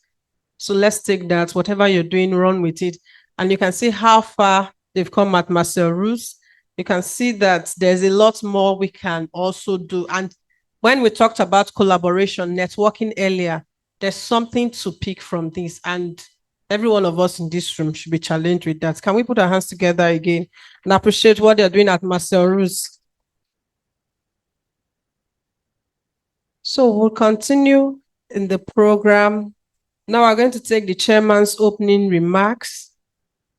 The chairman of today's conference, and is no other than Professor Ibironke Akinshete. Please, can we put our hands together for her? Thank you very much, Mama. Are we clapping or we're just warming our palms? Please, let's clap for Mama. Welcome, Ma. Thank you very much. Please, I would allow, please allow me to stand on the existing protocol. It gives me great pleasure to extend to you all a very, very warm welcome on behalf of the Medical Women's Association of Nigeria, Lagos State, MWAN, and to convey our gratitude for accepting our invitation to the 24th Biennial Conference and Scientific Meeting of MWAN Lagos. The theme, as has been said over and over again, and it's worth repeating, is that this 24th Biennial Conference is the road to map to strengthening healthcare services for women and children, policies, politics, and participation. We consider this event to be an opportune time to review and discuss progress, problems, challenges, gains, opportunities, and other mutually interesting themes relating to strengthening healthcare services for women and children in Nigeria. This allows us to keep good practices with the rest of the world. We are excited to welcome our guest speaker, Professor Adetokunbo Famamiwo, who is unavoidably absent due to unseen circumstances. He is the CMD of LASUS, and the person who will represent him today is Professor Oshodi. This conference is a place for honest discussion and practical learning.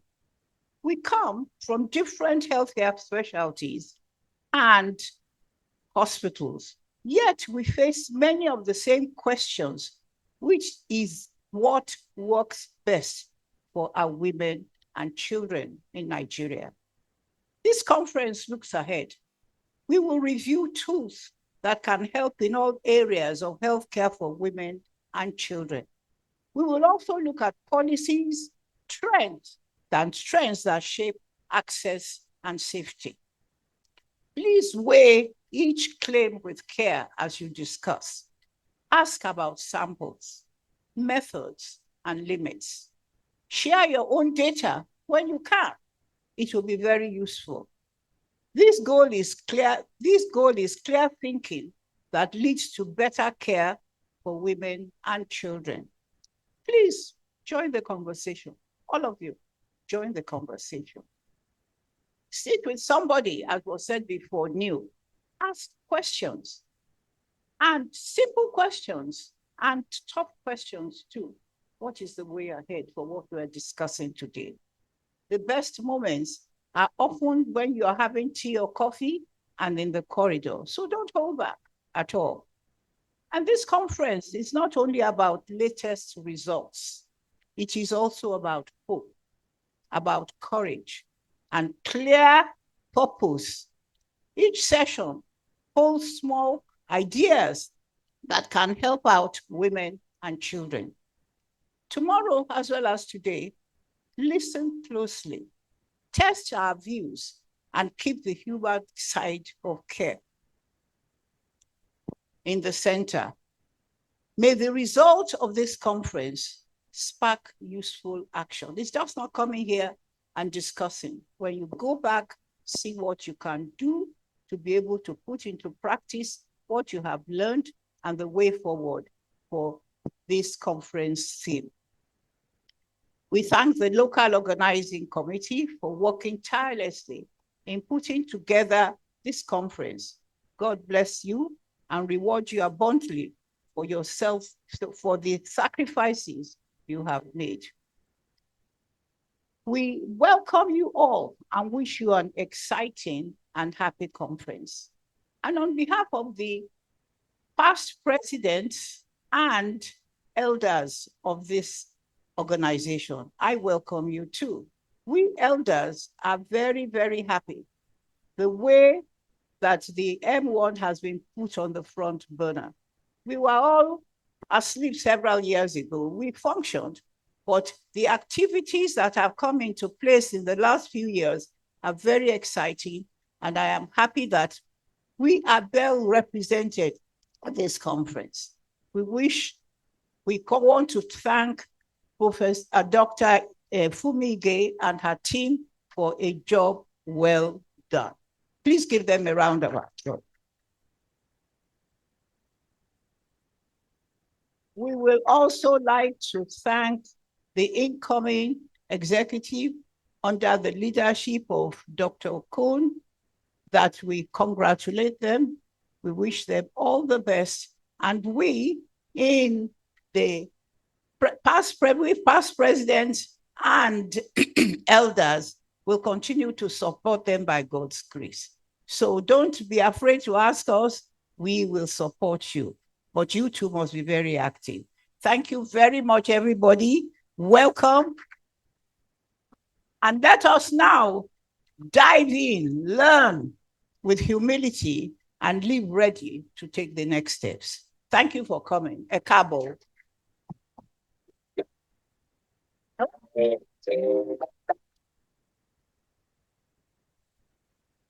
Wow. Can we put our hands together one more time for Mama? That speech was very thought-provoking, inspiring, and, we've received it well. Thank you, Ma. She said the results from this conference should spark useful actions. And then again, sit with somebody that you don't know before. Talk to somebody. There's going to be time to interact. Please don't stick with those people that you came with. All right? And in a couple of minutes, we'll be going into the lecture proper. But can we all agree that we would focus on the lecture? Can we put our phones on silence? Can we try put our phones on silence, put them in vibration so that the phone does not distract you and the next person? Do we agree to that? It's like some people don't want to agree. Please try and agree so that we can move forward. Thank you. The next product presentation. Okay, so we'll be having providers come for their presentation now. Please let's listen and take vital information that will be useful for us. We have the representative from providers coming. Please keep your hands together for providers as they come to do their product presentation. So Ms.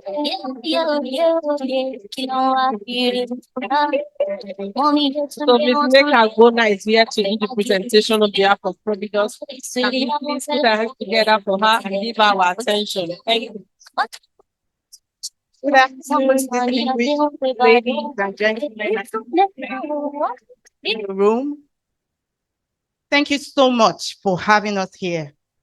We appreciate each and every one of you in this room for treating us, for making us better, for giving us, prescribing our medications and keeping us alive with God. So we're very grateful to each and every one of you in this room. And we say a very big well done to you. So sorry, I don't have slides. I'm just going to speak about products that Providence Bank offers. So, Regal by Providence Bank. The bank is passionate about women, everything women empowerment. So we products called Regal by Providence. It's a premium banking solution. Thank you.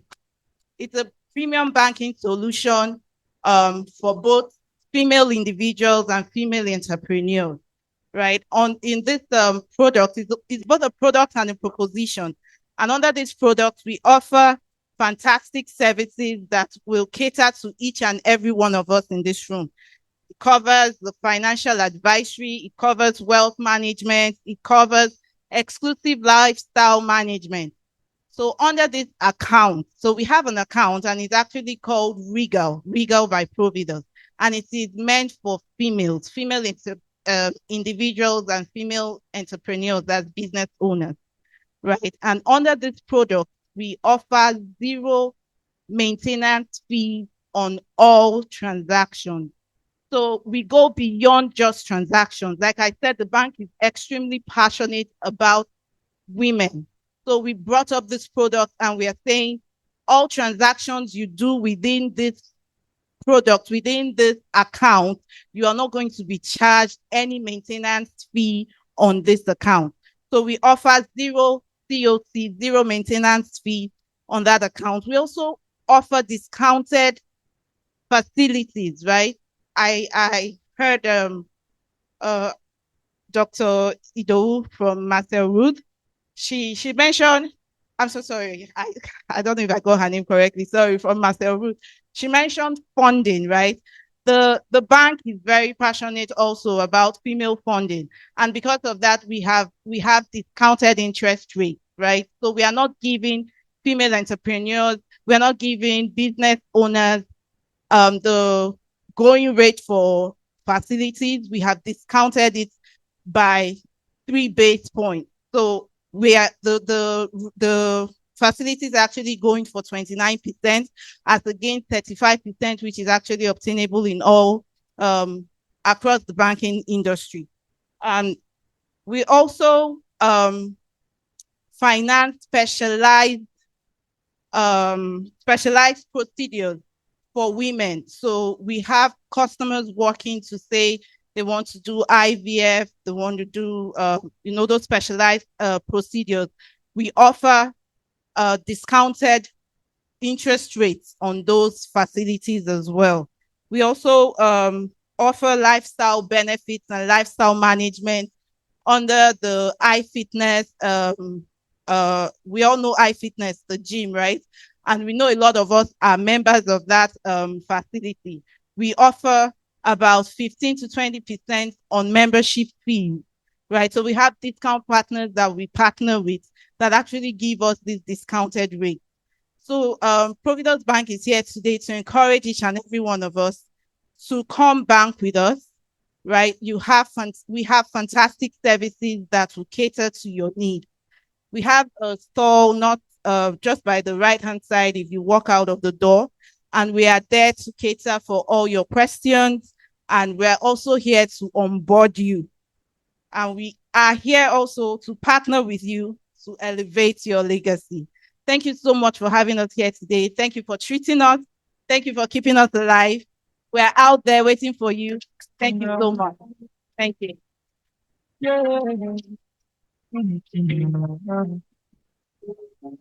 This morning matters, and they brought very, very good package for us.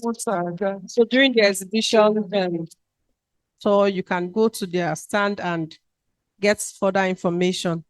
All right, thank you. So we'll go ahead and introduce our keynote speaker. And are we maintaining the agreement to keep our phones on silent? Because it's time for serious business.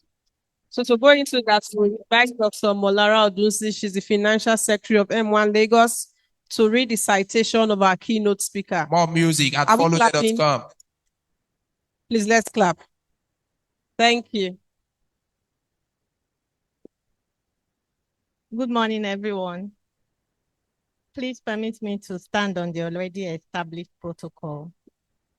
It's my pleasure to present to us the citation of our distinguished keynote speaker.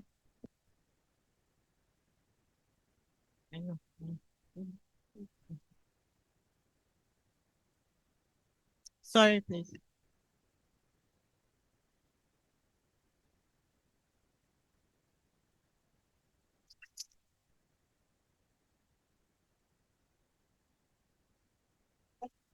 Sorry for that great conversation. So I would like to present the citation of our distinguished keynote speaker. And all tomorrow.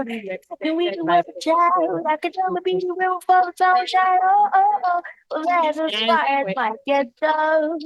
There's no one knows tomorrow. No one knows tomorrow.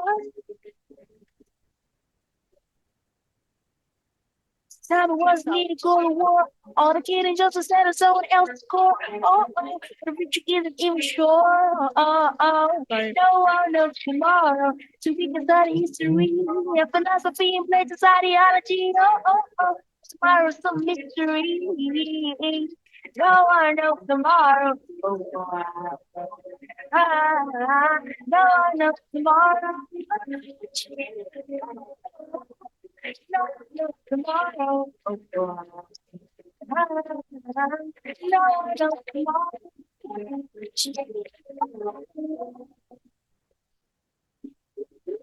Okay, so while we're waiting for our keynote speaker to come in, we'd like to also recognize the presence of Dr. Sylvester Oshinowo, the past chairman of ANPMP in Lagos State. Please, can we put our hands together for Baba? Thank you so much for coming, sir.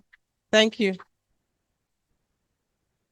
All right, we have the keynote speaker here, and would like you, sir, to please come forward while your citation is being read by Dr. Omolara Odunsi.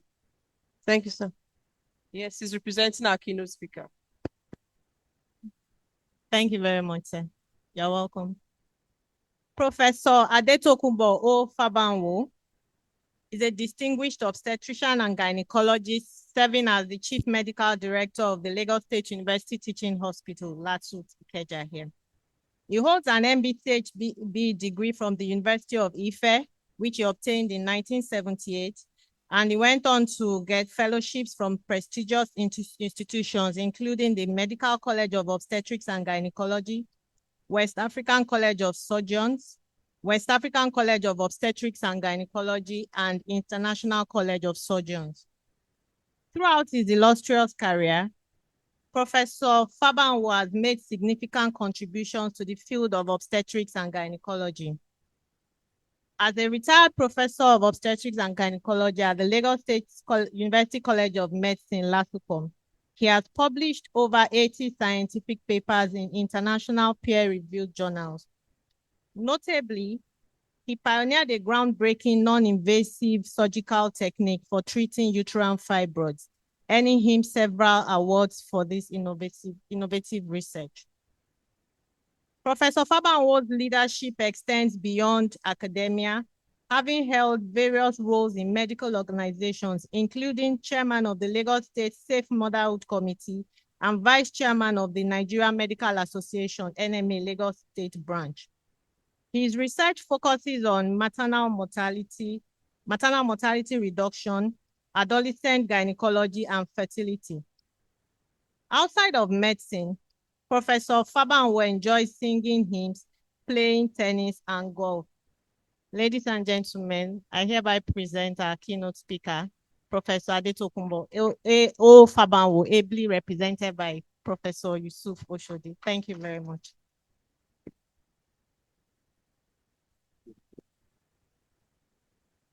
Can we have the slides?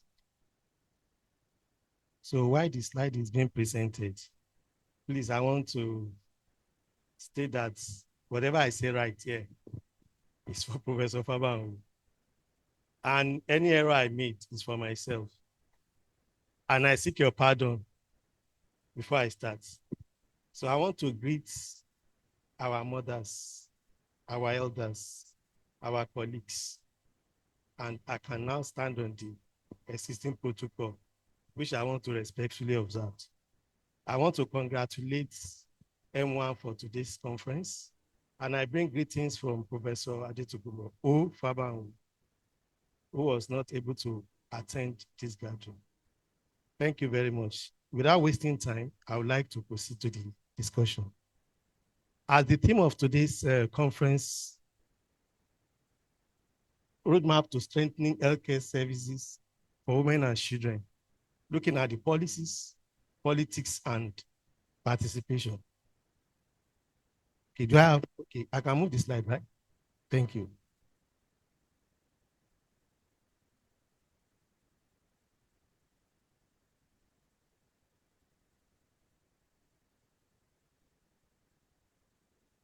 I think I'm having a challenge.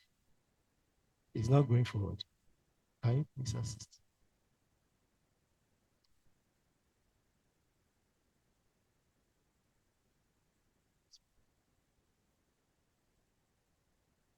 Okay. Yes. Okay. Thank you. Thank you very much. So, apologies. This is a bit different from what I'm used to. So, as a way of introduction,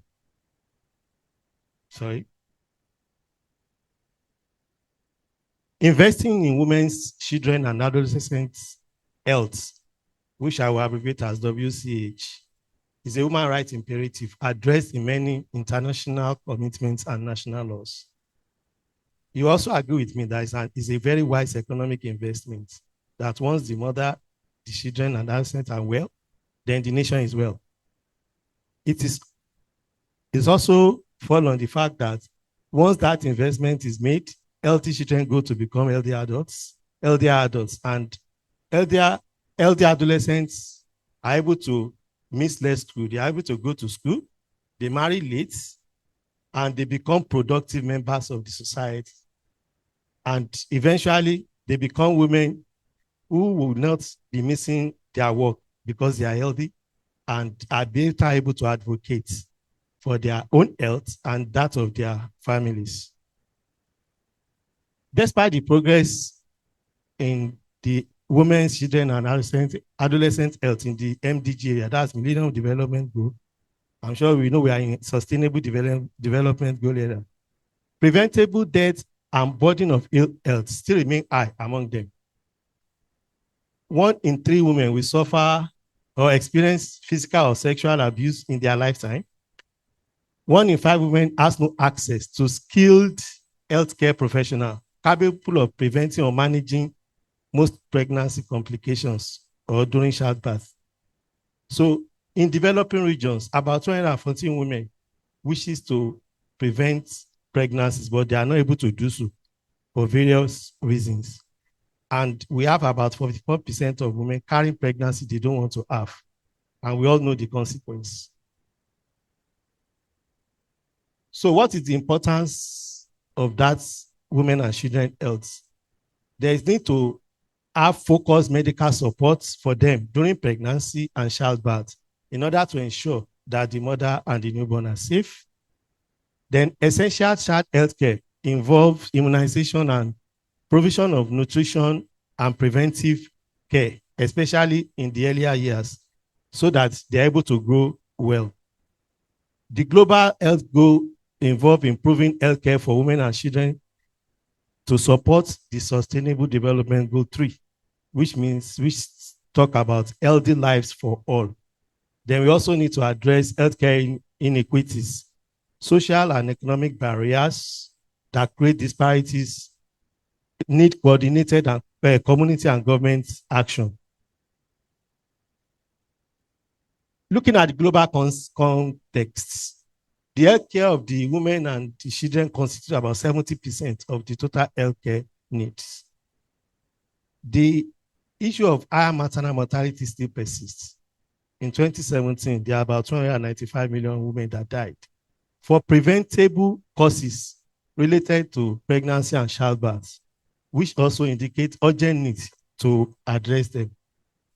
Concerning neonatal and child mortality, 2.6 million babies are born as stillbirth. Another 2.5 million will die within 1 month of life. And 5 million under 5 children will also die, which highlights critical health need for these children. Some of the contributing factors may include poverty, weak health systems, gender inequality, which significantly worsen maternal and child outcome. So this theme now become imperative. What roadmap do we need to have to address all this? So there is need to enhance healthcare access by improving access to quality and equity in healthcare for women and children. There's also need to align whatever we are doing with the global goals to support the Sustainable Development Goal 3 and 5 for health and gender equality. There's also the need to promote multi-sector collaboration, which encourage cooperation among governments, civil societies, and international organizations. And there's also need to integrate different aspects of maternal and child health to form a broader health system.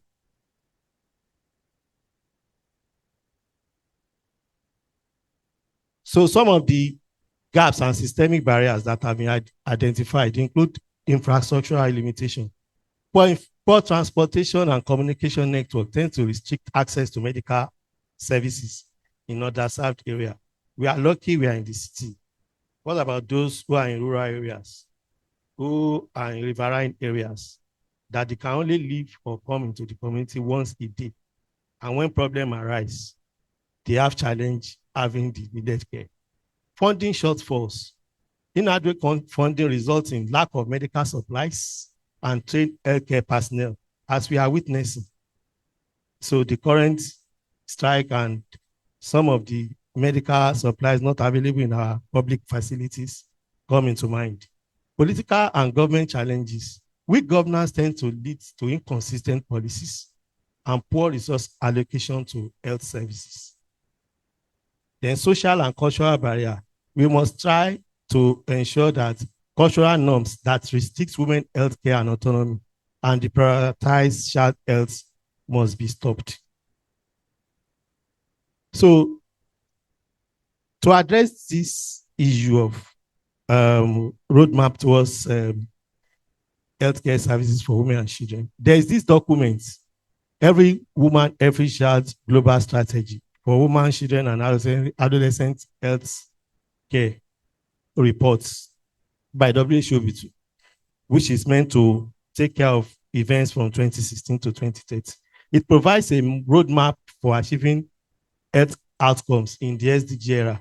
We recall that the Millennium Development Goal, the goals were not met. So that's what gave birth to the Sustainable Development Goal. And this is in alignment with that. So emphasis is now shifting from just making the women who suffer all this and children who suffer this complication to survive. We also want them to thrive. And therefore, they become transformed to healthy individual, and the society and the health system will also become improved. So there are 6 focus areas. The first one has to talk about the early childhood development. Investing in health, nutrition, and well-being of the children during their early years will have profound impact on their brain development, affect positively the child's learning, health, and behavior. The second aspect talk about the adolescent health and well-being. There are special category of people that need specific care.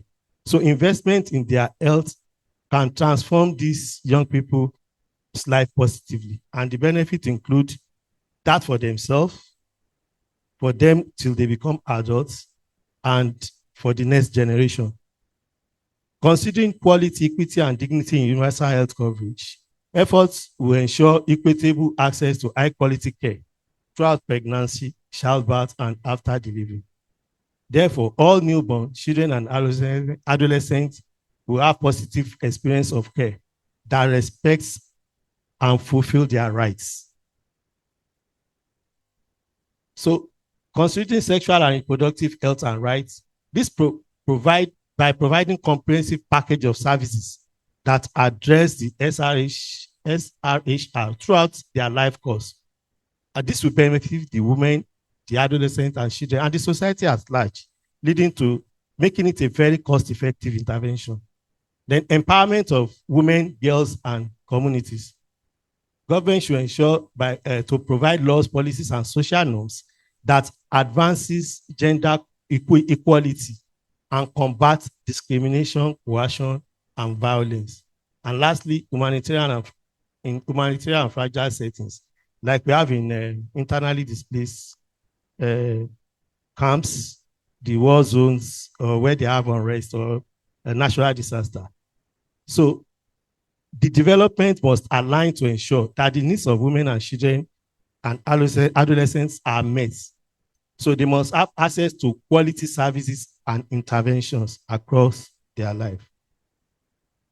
So what are the existing policy frameworks? There is diversity of policy foundations. However, maternal and child health policies are based on national plans, WHO guidelines, and universal health care initiatives. So the WHO care guideline focuses on prenatal and postnatal care for the woman, immunization and nutrition for the children. So there are also some challenges with the implementation because gap exists in rural and underserved areas due to lack of resources and enforcement. So improving needs harmonization with global standard, funding, and strong monetary system will help in resolving some of these challenges. So what about political, environment, and stakeholders' participation? Government must provide adequate fund and policy enforcement, which will directly impact on healthcare service delivery and sustainability. Political stability is necessary because it will help in prioritizing health initiatives and sustain reform efforts. It is also important for stakeholders to collaborate among themselves, which involve the government, the non-government organizations, donors, and community workers, which overall will ensure responsive healthcare programs. So coordination issues and resource limits may inhibit progress, and this can be addressed by transparent governance and inclusion, which are essential solutions. So policy frameworks. So maternal and child health policies. There is need for comprehensive care components, which will cover prenatal, postnatal care, emergency obstetric care services, immunization, and nutritional supports. The aim is to reduce mortality, improve outcome, and promote early childhood development. So there is also need to integrate universal health coverage with whatever the stakeholders are doing in order to ensure accessibility and affordability for all families. Fortunately, we are in an era of health insurance. This tends to capture many parts of the populace that are less privileged. There is also need to monitor and achieve best practices by doing data-driven monitoring, considering the key indicators and applying global model. For example, in some places, community health insurance has ensured the achievement of this. So looking at the global health framework, WHO, UNICEF have led initiatives to improve maternal and child health worldwide. Also, some governments implement free maternity care, immunization, and nutritional support program. So, but it's not uniform. It depends on the government's willingness and availability of resources. Policy gaps and challenges, issue of lack of policy coherence, funding shortage, and weak implementation make this a conundrum. So recommendation for improvement include emphasis on integration, provision of sustainable funding, adequate monitoring, ensuring equity and community inclusion. Looking at monitoring, evaluation, and global best practices, it is important to monitor access to maternal and child health policy impact using clear performance indicators. And these indicators include maternal mortality ratio for the mothers, perinatal mortality for newborn, infant mortality for children below 1 year, and immunization coverage. All this will help in assessing how well the interventions are. We've talked about data analysis, which will help in identifying gaps and support efficient resource allocation for health policies, because what is needed in one area may be different for what they need in another area. So the global, whatever is being done must align with global best practice. A model from Rwanda and India has shown successes with community involvement and policy commitment.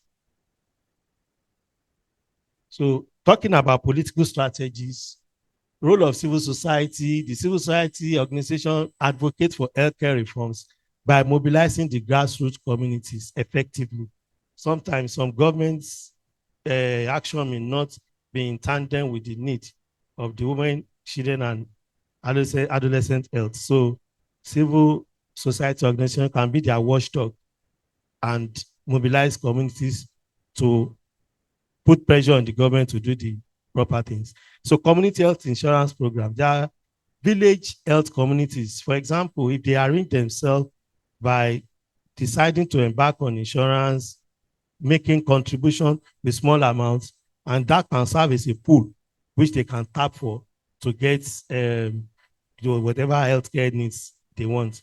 Then peer education tend to foster local ownership and ensure that the program is sustainable, because they are actively taking part. So it will continue to exist. It is also important to empower the women through leadership, skill acquisition, provision of small loans, and education, which tend to help in health access and outcome. Because in some places, without the husband, the woman cannot access care, no permission, no funding, they cannot do anything. So if they are empowered, they're able to do at least some things on their own. Considering political will, it is important that strong political will mobilize resources and support healthcare legislation effectively. And that type of leadership will impact positively on the maternal and child health outcome. Looking at stakeholders' influence, parliamentarians, ministries, civil organizations can collaborate to help in shaping the health policy and implementation. Impact of governance quality will come on board if there is transparency in governance and evidence-based decisions are made to drive sustainable health improvements. And this will reduce inequalities in care. Advocacy and public engagement will help in putting pressure on government to prioritize health. Active engagement will also foster political commitment to maternal and child health agendas. In order to build political will, it is important to engage policymakers and communities to generate momentum for the healthcare reform. There must be innovative financing model, because the government is always saying they don't have funds, there's shortage of funds. So we have to look at other alternatives. Use of public-private partnership. And even the government can raise health bond, like they raise bond to build roads to address some critical infrastructural problems. They can also raise bond to fund healthcare programs. Legislative support and sustainability will ensure that law protect the health rights and promote gender-sensitive budgeting. So the majority of fund will not only go to the defense or military, that we are not seeing the result. It will also help in promoting the health. There is need to also overcome political barriers by applying risk management, transparency, and accountability. So when you look at risk management and case studies, there is need to identify obstacles and create strategies to reduce risk in health policies. And effective risk management is essential to achieve success. And common healthcare risks, looking at our environment as an example, include corruption, inefficiency, political instability, though we have some stability in the political system, and resistance to change in the healthcare system. Just as the infections, the illnesses, the condition we are having are dynamic. So there must also be simultaneous dynamic approach to meet those challenges. There are mitigating strategies to improve crisis response and surveillance. Stakeholder support are very vital in managing healthcare issues. And successful case studies has been achieved in Ethiopia rural health workers and Brazil cash transfer program, in which they have very improved health outcomes and community well-being. So looking at participation and community engagements, active involvement of communities, especially women, help in ensuring culturally relevant healthcare services. And we appreciate the effort of MWAN in that extent. So role of non-government organizations and private sectors, they help provide services, funding, and innovations to support healthcare delivery. And if you look at family planning, you see that UNFPA is doing a lot in that regard.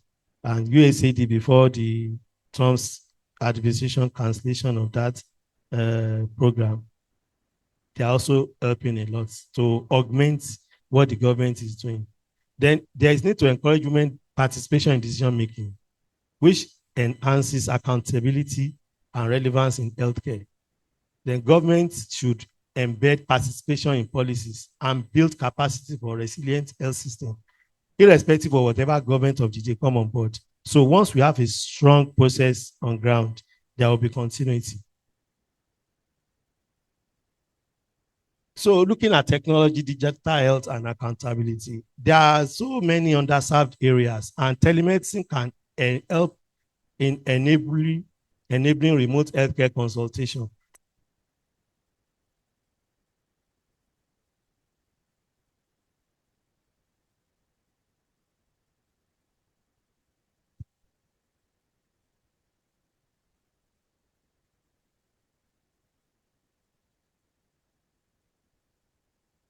Thank you. So mobile health application can help provide crucial maternal care and nutritional information, which will empower informed decisions. And we saw a bit of that during the COVID era, when everybody were locked down. So use of digital platform will help in improve data collection, monitoring, and reporting for healthcare transparency and efficiency. There is need for accountability in the healthcare system, and this will enable feedback, issue reporting, and progress for tracking better healthcare services. So implementation of the roadmap. Now, it is expected to be a phased, a stepwise approach to address immediate needs and long-term healthcare sustainability. For short-term focus, there is need to strengthen the primary care, train health workers, and improve service delivery. There's also need to improve mobile clinic access, awareness campaign, and provision of emergency services. This will help take care of the short-term process. So considering the medium and long-term, there must be adequate investment in health infrastructures, workforce training, and broadening of the health insurance coverage so that the people that are not captured can be brought under the nets. There is need for expand coverage, integrated service, and building of resilience system for continuity. There is need to achieve universal health coverage with integrated service and institutional equity. And lastly, is combine domestic fund, international aid, private investment with transparency can help in resource mobilization to achieve our goal of improved healthcare for women, children, and adolescents. So looking at the workforce development, monitoring, and sustainability, training of midwives, nurses, and health workers, improve skills and coverage. This will make them provide the needed interventions when the need arises for our women and children. And this is very key in quality of care. But what do we have? Most of us here, we tend to build our capacity personally. And it's time the government need to change their approach towards that. Then retention and motivation. The issue of JAPA syndrome. There is nobody that's not JAPA in. Even admin staff, the JAPA. Cleaner, oddly, everybody JAPA. So there is need to incentivize workers and provide career development to enhance retention. Look at the resident doctor strike. What are they fighting for? Look at ASU. What are they fighting for? 2009 agreement in 2025. Resident doctor, 2016 agreement in 2025. But if our politicians need care, they will fly to take the next flight abroad. Some are more equal than the other. So there is need to provide supportive environment to boost performance, especially in rural and underserved areas. I give lectures to medical students. I ask them, how many of you want to work in Takwa B? They said to Fiakwa. So efforts must be made to make working there attractive. And Lagos State government, especially the Health Service Commission, is trying. There are times that they post health workers on compulsory rural posting. At least that makes sure that there are health providers for them in that area. But I don't know how it is now. But if we want things to improve, we should not only focus on the developed area. We have to take everywhere into cognizance. Monitoring and data use. Digital data board and annual reviews will help in facilitating real-time monitoring and inform policy decisions for continuous improvement. There are still some facilities that are using paper and pen. If you want to conduct research, you can't do retrospective because the case file will never be found. So sustainability strategies will include focus on policy continuity, climate resilient infrastructures, and community engagement. This will help in providing a long-term health system that survives any odds. So if we look at the data of maternal and child mortality, in 2010, globally is about, in 2010, it's about 2010. I'm sorry, the target was 2010. This time, Nigeria's data is about 780 to 1,000. So the focus is that the maternal mortality should be around 2010 per maternal mortality ratio, 2010 per 100,000 life birth, and child mortality should be 50 per 1,000. In 2015, the MDG, they talk about 180. And then in 2020, they are talking about 150. But how much of this have we achieved? We are doing the talking, but nothing seems to be changing positively. So funding and allocation, we can see that it's also reducing instead of improving.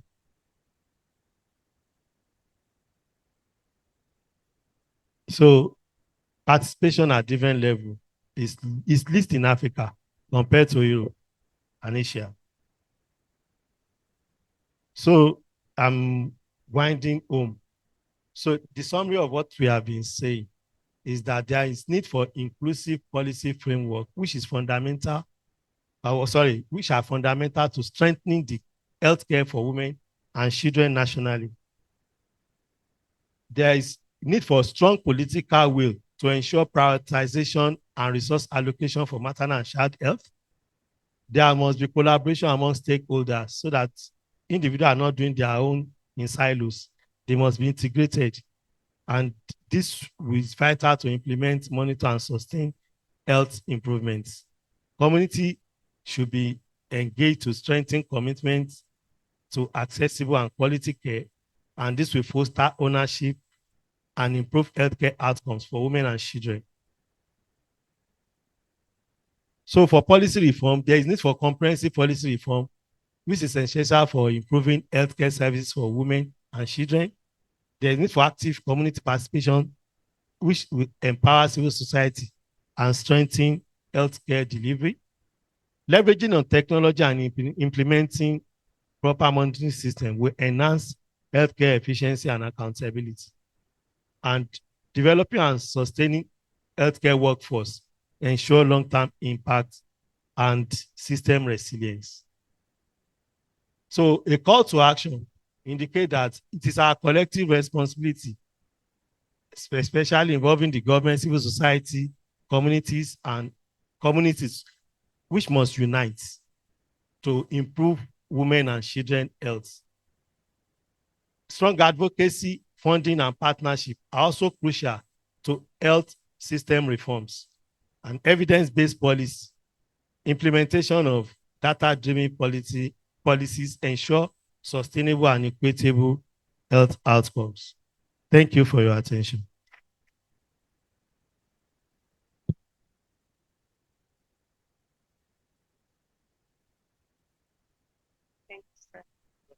Yes, sir. Thank you very much, sir, for that very detailed presentation. Can we put our hands together again for our keynote speaker? And if we were taking note, he still talks about collaboration again. Collaboration. You can't stand alone on this way to delivering quality health care and doing things better. There must be collaboration. And in this room, we have people that have done things in the way that you would want to do them. Walk up to them during the tea break, during the tour, just walk up to people, collaborate with them, network, so that you can at least see that you can do something in your space. Whatever we want to achieve, like Dr. Elebute said earlier, Dr. Odunsi, she said, we can do it. If you put your mind to do it, you will do it. So again, from this presentation, we have been take action. Knowledge, there's need for research. Research is going on in places. Let's apply ourselves. Can we put our hands together again for our keynote speaker? A lot was said about what should be done, but a lot is already being done. So that place of collaboration for every one of us is needed. We'll be going into the presentation of awards, and would have our MWAN president, Dr. Fumi Ige, coordinate that for us. Please, can we put our hands together, Ma, please? I think we are going fast enough. We'll soon be out of here, but please, let's still remain seated. And I must commend every one of us. We've been quite cooperative. The place is not rowdy. Thank you very much. Can you put your hands together for yourselves? We have our online attendees, rather, and there are some dignitaries online that would want to recognize. Please put your hands together for Professor Akinshola. She is from the College of Medicine, University of Lagos. Please, can we put our hands together for her, Professor Akinshola? She's joining us online. We have here with us a past MWAN president, Dr. Dumebi Owa. She's sitting somewhere there. Can we put our hands together for her? I think also online, we have Professor Omolola Orenuga. She's the chairman of the scientific committee for this conference that we're attending. So she made sure all of this is put together. Can we appreciate her very well? We also have Professor Olayinka Abosede. She's the former chairman of the board of the primary health care in Lagos State. Can we put our hands together? Thank you very much. Dr. Ige, please, can we have you for the award presentation? Can we appreciate her as she comes forward?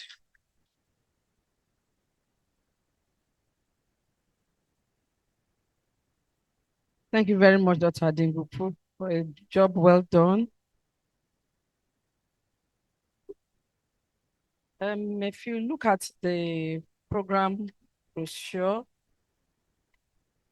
it's time to present some awards. Please, I will need okay.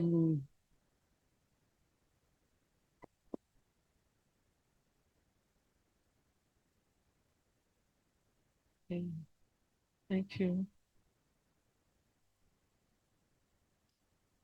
I'd love to especially recognize elders and past presidents. We don't joke with our mummies in Lagos at all. And one of our past presidents and past president of the Medical Women International Association near Eastern Africa region is in the house, Dr. Funke Ademili. Let me recognize you, man. She's almost looking like one of us, and the MC almost missed out. Welcome, man. So it's time to present some awards. In M1, we have some categories of members that we call or that we award live members. To be an M1 member, you must be financial, must have been paying your dues.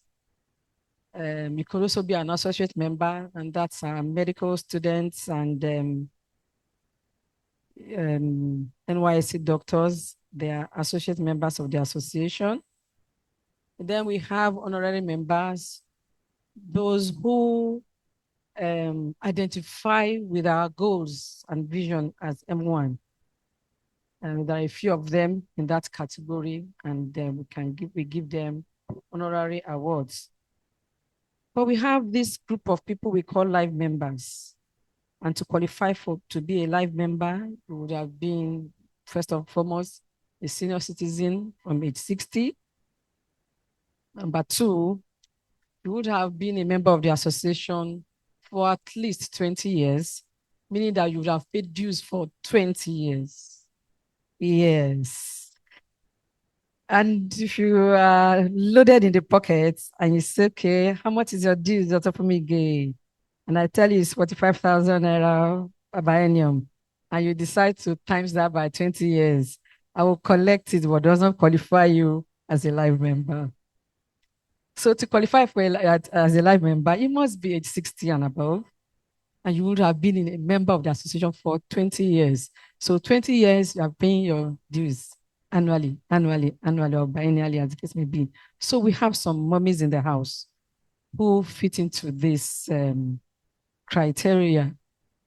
Some have been awarded.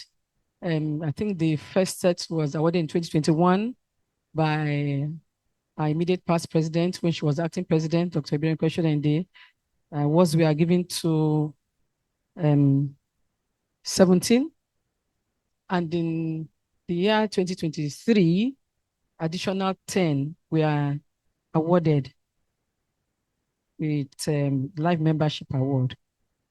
So it gives me great joy and pleasure to give this life member award to 10 more of our senior citizens.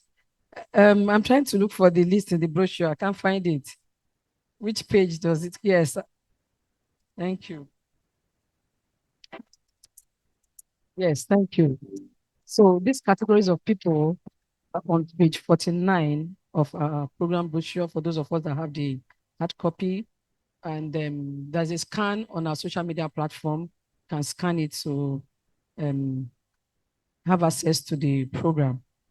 So I would love to call on these members one after the other.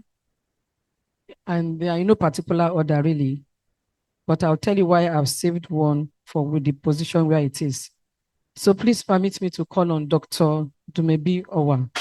Dr. Dumebi Owa is the past president of the association, 2011 to 2013. Dr. Dumebi Owa, please.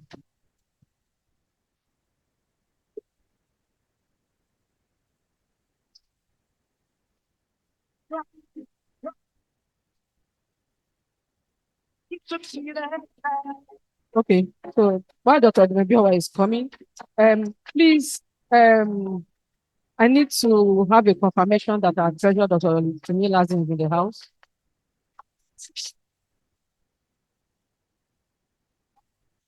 Please, a round of applause for Dr. Biennial as she comes from. May I please invite our mommy, Professor Apishete, to please assist me in presenting this award to our live members now.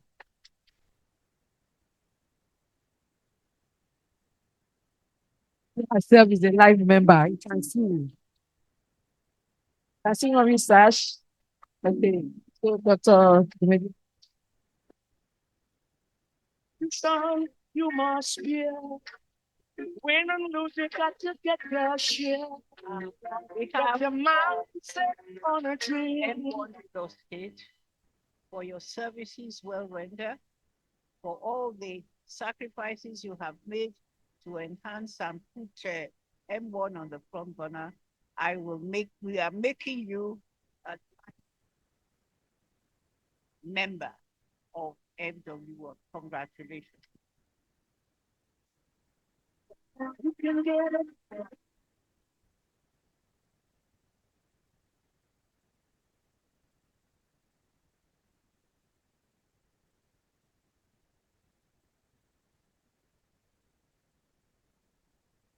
Okay.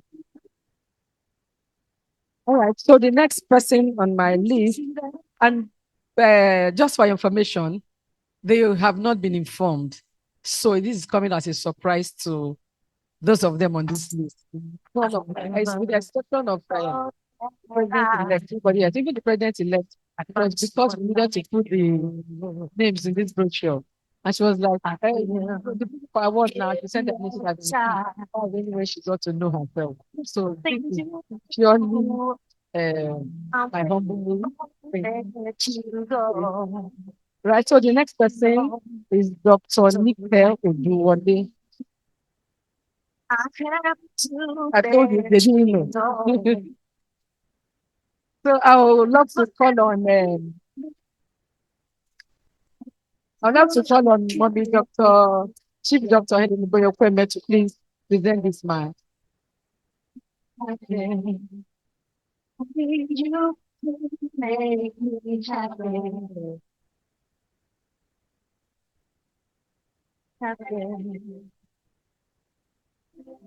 Must be heaven sent to my life, and I compliment you, baby, baby. We have one love that's strong and true, and everywhere. I want to be with you.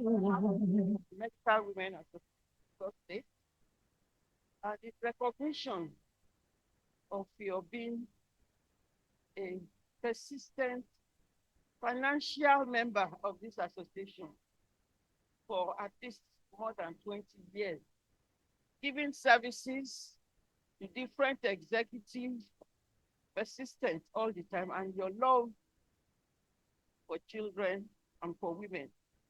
I hereby decorate you with this sash as a life member of MWAN, Medical Women Association of Nigeria, Lagos State. One myself. Can get it if you really want.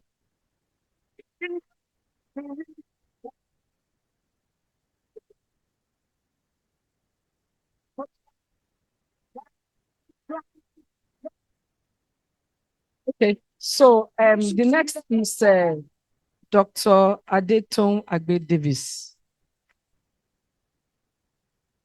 I was hoping Mommy will attend this conference.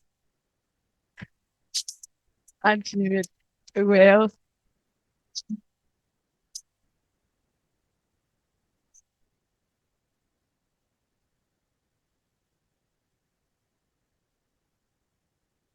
okay, permit me to call on Dr. The Professor and the Applied English Faculty to do this presentation. Thank you.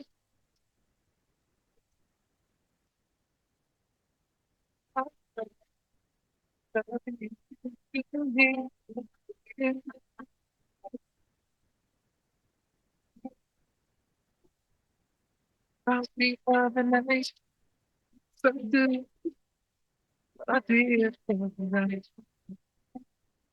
great day for MWAN Lagos, the envy of all other associations.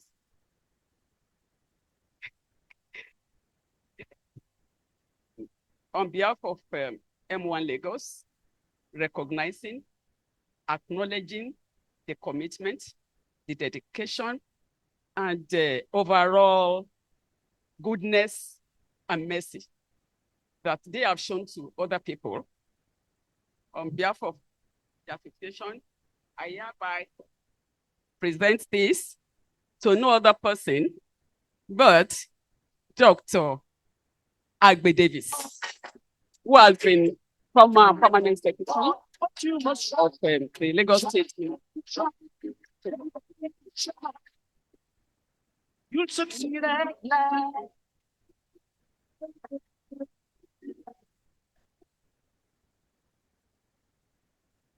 No one's gonna build me my bed.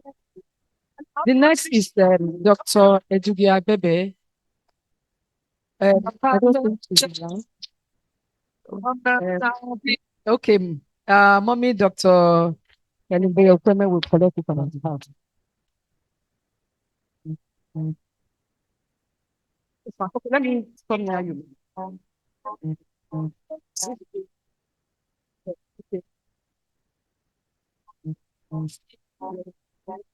Please, receiving this on behalf of Dr. Edugia Bebe. Who incidentally turned 75? Was it just last week?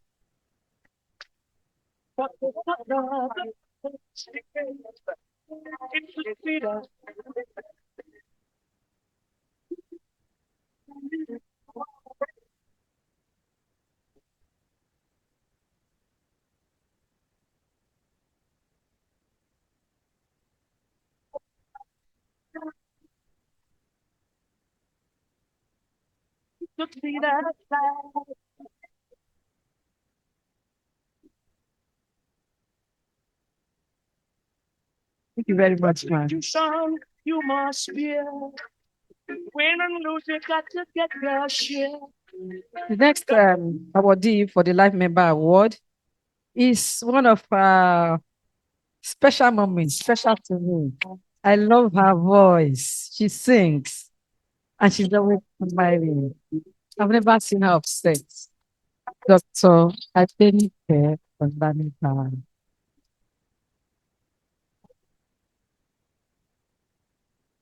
I would love to call on our mommy, Dr. Funke Ademiluyi, to please present this to Dr. Olaniphan. Stand for the touch of your hand makes my pulse react. That it's only the thrill for me, girl, opposites attract. It's easy. Dr. Olaniphan is the retired director from the Ministry of Chica. You must try to ignore having me forever. Do this.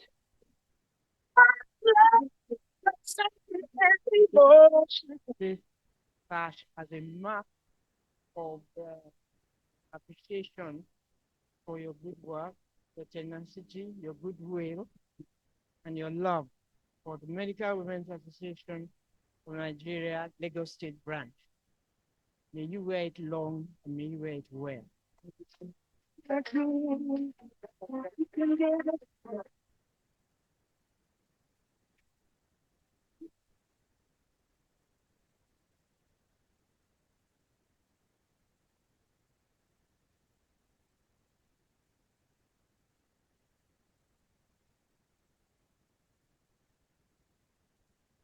To see that light.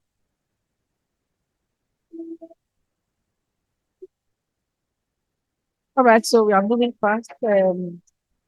Next on my list is Dr. Pamela Ajayi. I don't think she's here, but you'll agree with me, those of us that know her, that she qualifies. Okay, so who will receive Dr. Pamela Sajayi's on her behalf? Okay, we'll keep it and then we'll get it across. So please keep that. Yes, please, ma'am. Yes, ma'am. Okay, so our mommy, Professor Kishida, will receive on behalf of Dr. Pamela Ajayi, ma'am.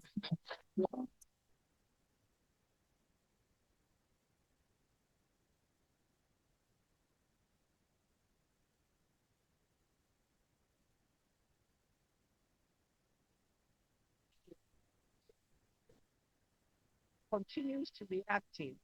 And I thank you for recognizing her and giving her this award. I will give it to her. Thank you very much. Thank you very much, ma'am. I recall my early days as M1 when we used to do, is it Doctors on the Air? Yes, it's still on. And Dr. Pamela Ajayi is the brain behind it, giving a lot of equipment and resources towards that outreach as a member of M1. We appreciate you, ma'am. Yes, another awardee that I have here on my list is Dr. Omowumi Bakari.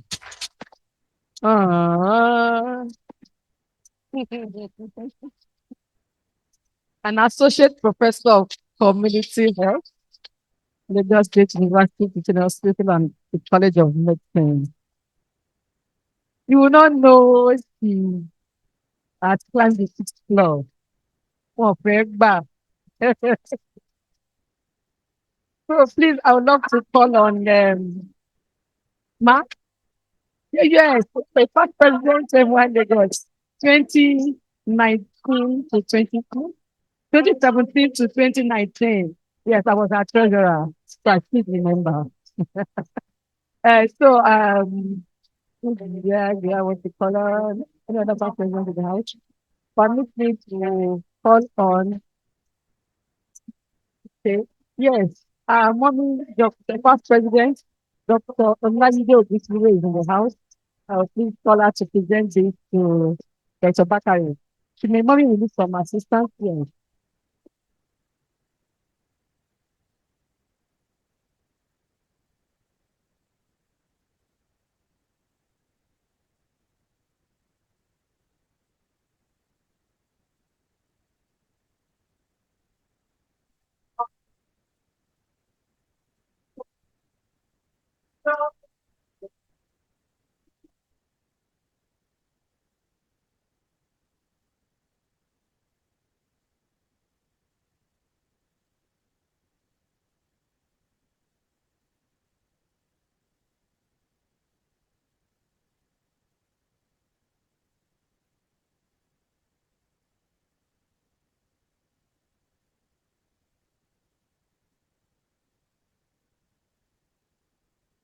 Okay.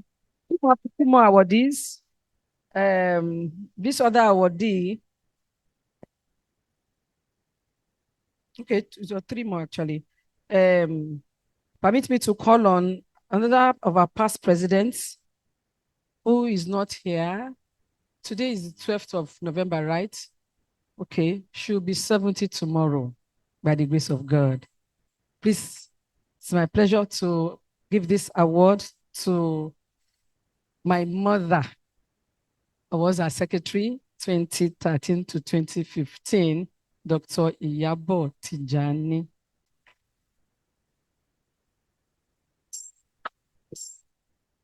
Tijani is not here. Dr. Tibisha Oshala, please come and receive this on our behalf.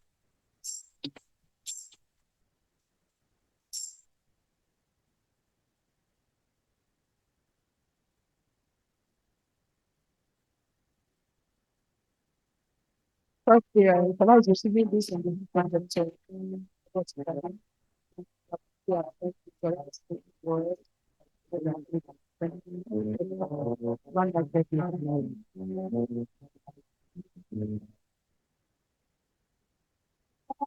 then we have Kumawadi, but another one is Dr.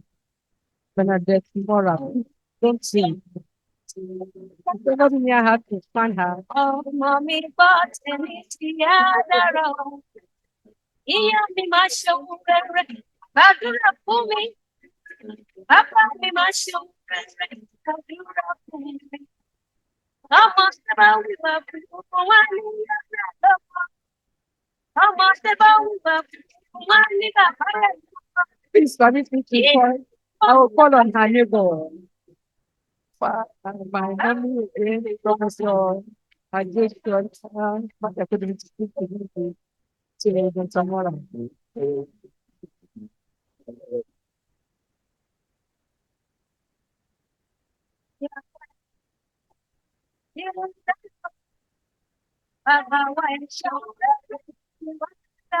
I said somebody should find out because Otomola and I are close. We work in the same department and there this part of the year. And I never hinted out that anything like this will happen.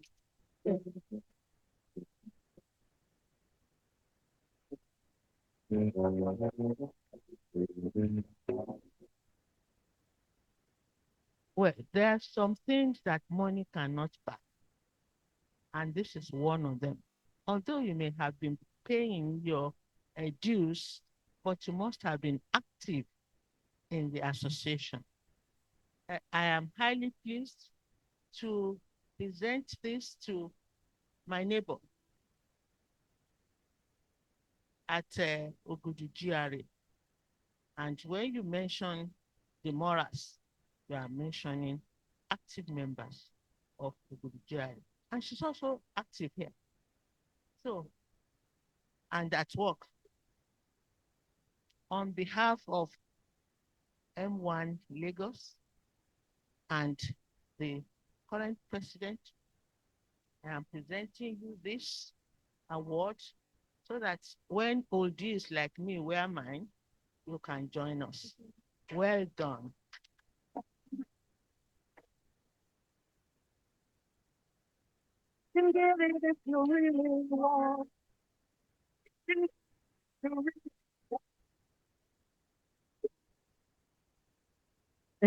Otomola say I catch her. I really catch her well for this one. Yes, the last, but certainly not the least. On my list, it's a visionary. I'm looking for another adjective. Borrow me one English here. But somebody that is always inspired, she will tell you inspiration. Yeah. And that inspiration had made her be the first to initiate this award in Lagos. It's something we do at the M1 National does really. And for exactly M1 National that gave the criteria for the Life Membership Award. So God has used her to give this award to 10 persons, like I said earlier on in 2021, and 7 in 2023 as president, as acting president, then as president. So you know, you cannot give yourself an award. You know. So I took it upon myself to do this on behalf of all of us. Please put your hands together for Dr. Ibiru Kechiden. Now our mama did so. Now our mama did so. Now our mama did so.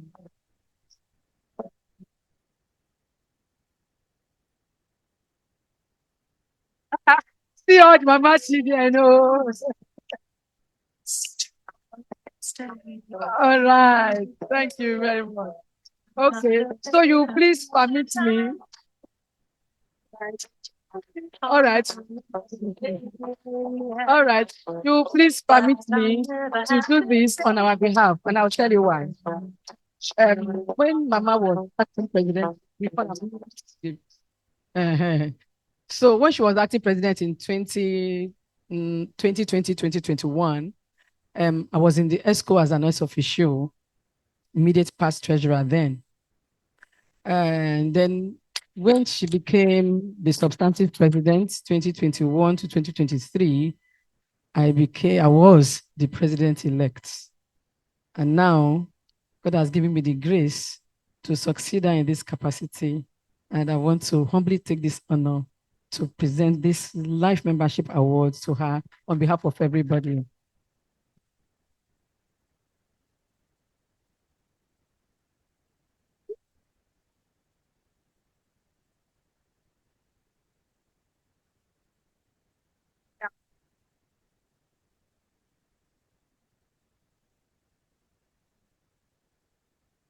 Hey, all right. Good. Yes, God has helped us to achieve things ahead of at the back of our mind to achieve.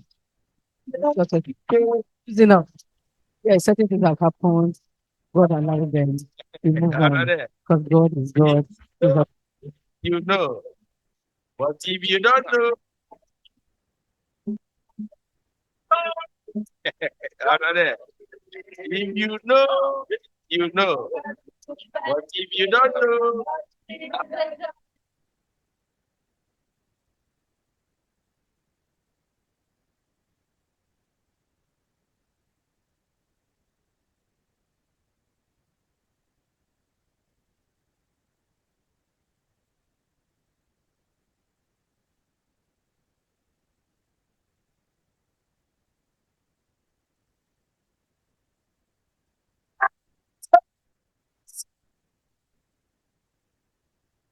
All right. Congratulations, man.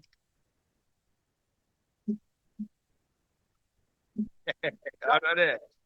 If you know, you know. But if you don't know, you know. Now you know. You know. If I think about lots in town, now you know. Now you know. If I better get food,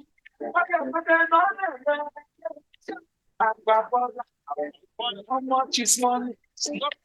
Balling. Premium or not? Now you know. Now you know. Now you know. Now you know. I better get food.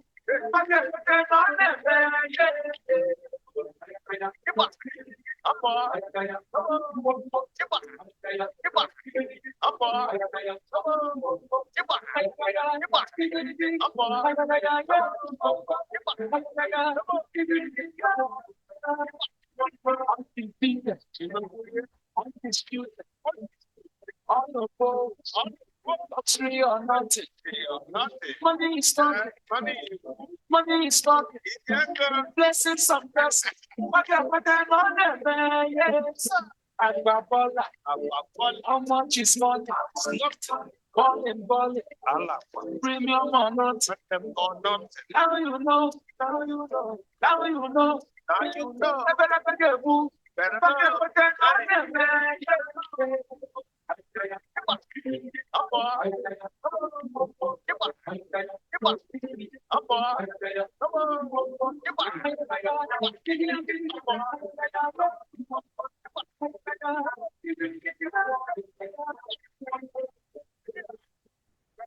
You know what?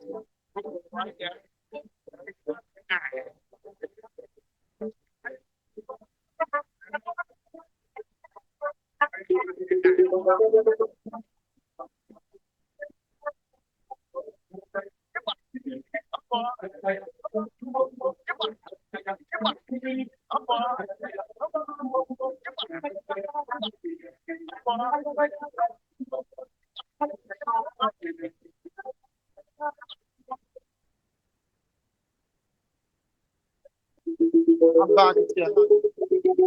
I'm back here.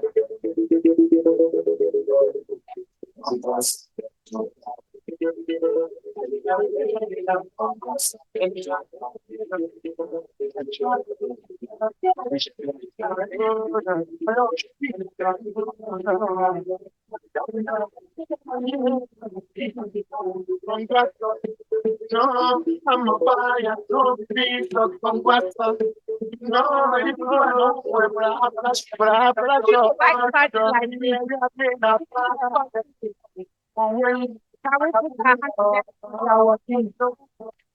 Together for their wedding. When you do, you will know. That's what God will tell you. Can we put our hands together for them again?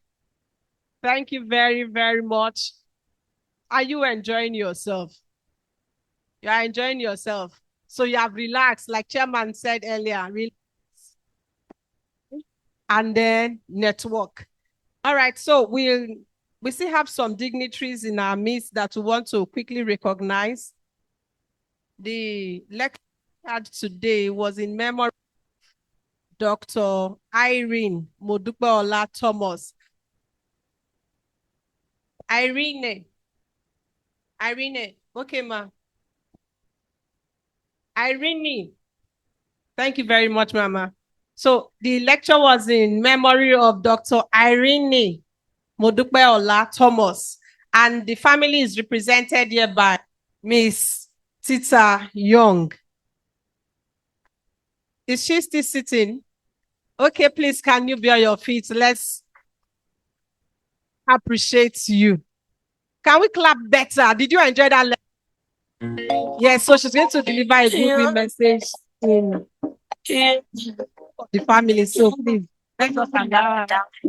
So just to add that Dr. Rini Kola Thomas was a person president of everyone church.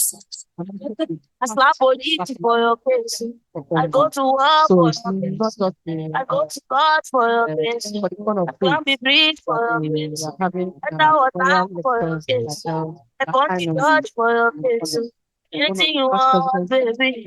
Yes. To the growth of development and growth of M1 Lagos and M1 National. You have the Thank you very much. Let me stand in all existing protocols. Thank you ever so much. This is one association that our late mother was extremely proud to be a member of, and it meant a great deal to her, and did all of you, actually. So what I did is when it was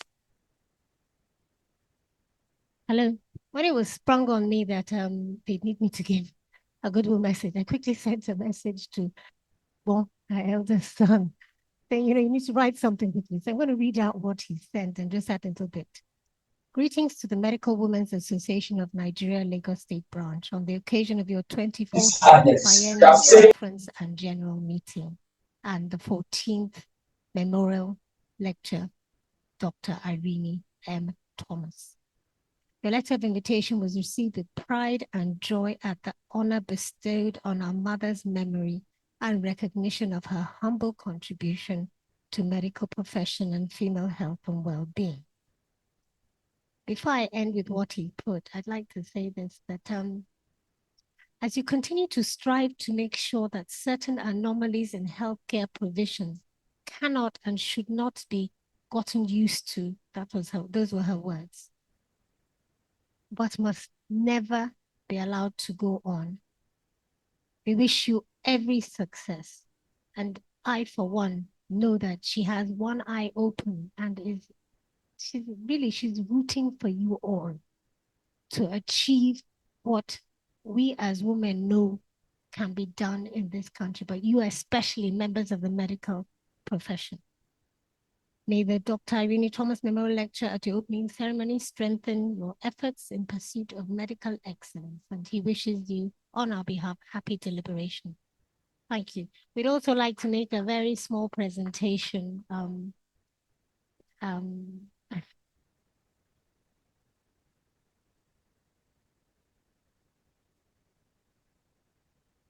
can just leave it.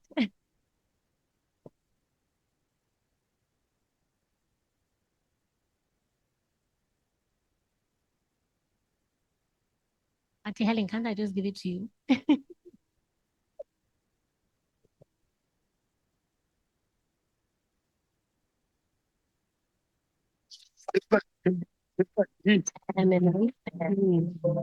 When I get more money, me self go die.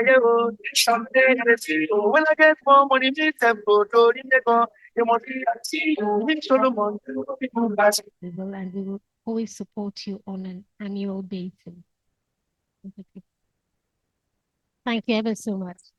Thank you very much. On behalf of every member of M1 Lagos, we receive this with gratitude and say thank you. May our mama's memory continue to live on. Thank you.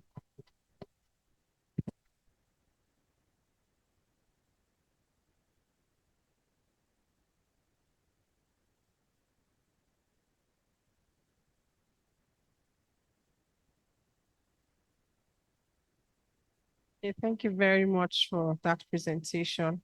Can we put our hands together for them again? They've done well in memory of their mother, and we appreciate that. So we're going to call the representative of Friesland Campina. Those are the people that make Peak Milk, 3 Crowns Milk, Miss Deborah Abe, to come and give us their goodwill message. Can we please appreciate them? Thank you very much. Thank you very much. Good afternoon, one. Good afternoon, Maz. Permit me to use Maz because I know this is a Medical Women Association of Nigeria. And so, interestingly, we have some men amongst us. Thank you so much for this opportunity. And at Friesland Campina, we're committed to supporting lives through nutrition, that covers from cradle to the geriatric phase. And we congratulate the Medical Women Association of Nigeria on the occasion of its annual conference, that's Lagos State Chapter. We commend MWAN Lagos State Chapter for its unwavering commitment to improving healthcare delivery, empowering women in medicine, and promoting community well-being. As partners in health, we remain dedicated to supporting initiatives that advance nutrition and public health for a stronger, healthier Nigeria. Once again, congratulations. Thank you.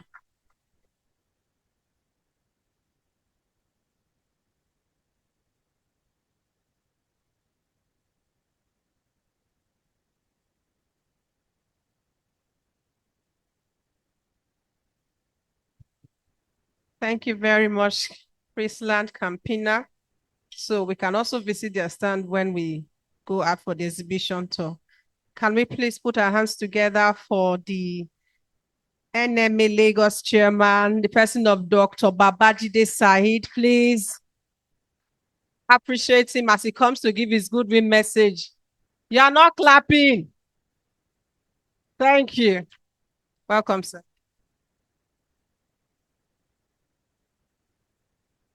Good afternoon. I apologize for coming late. I would have come earlier.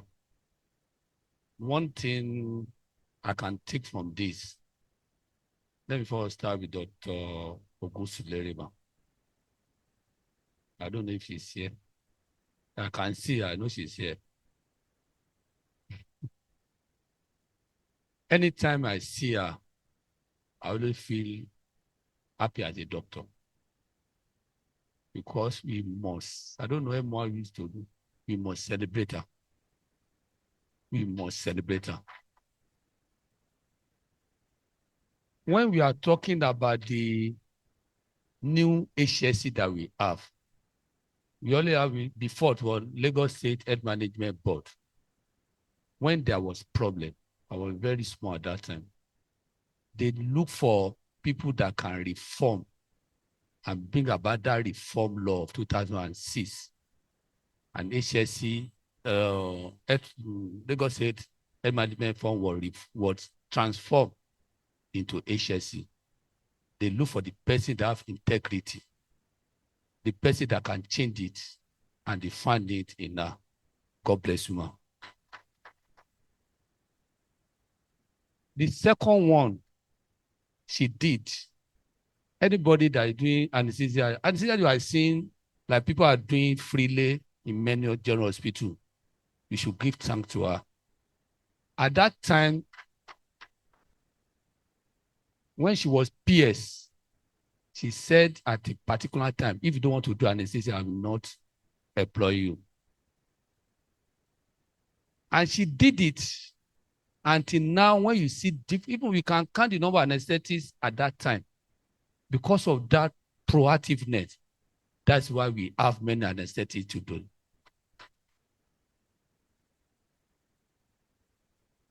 And the last one, I met her, I was the chairman of medical girl at that time. She said, Dr. Said, what is happening in the health system? Thing is not going well. And I told her we try to do our best. Please, God will continue to bless you. Now, my other Dr. Ekweme, because she was a pathology one, I was just as officer or medical officer that came for medical training. And other people that are here, what makes the MWAN different and the MPN different from the NMA is that in M1, I always see elders supporting the M1, but I don't see it in NMA. You have to look at it. You have to call, we want you elders to come back and reshape the NMA back. Either I can be A later now. We have to make sure we bring back the integrity and uphold the noble profession very well. Now, what the NMA want to do now, we are looking at the situation where we want to have a conference of women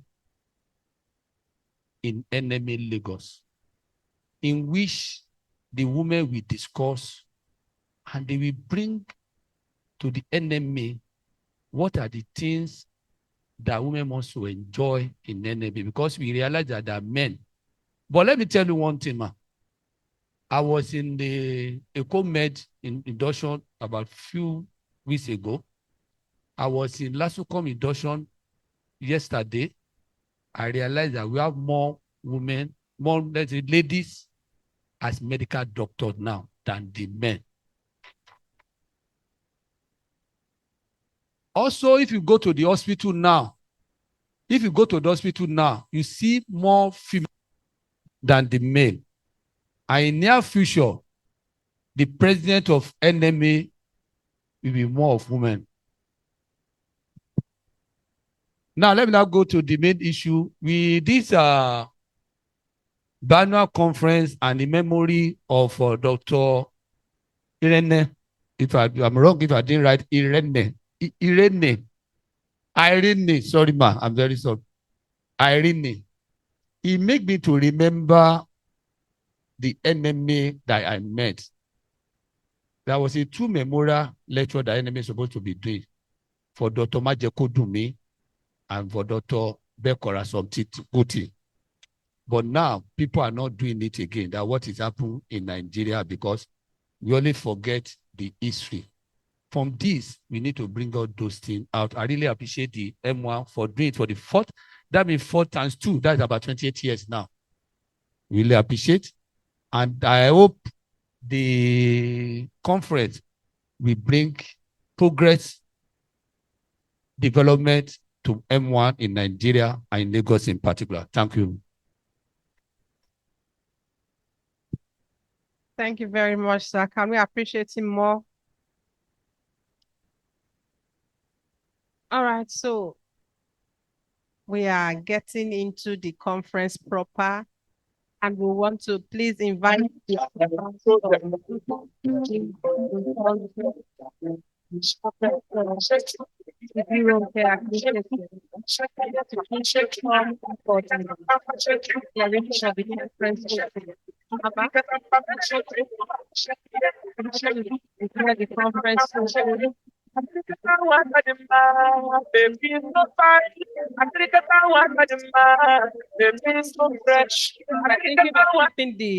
goodwill message of Dr. Shinowo.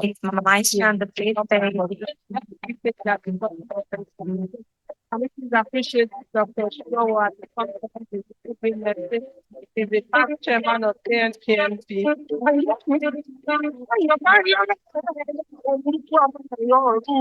President of one class. Thank you, Baba.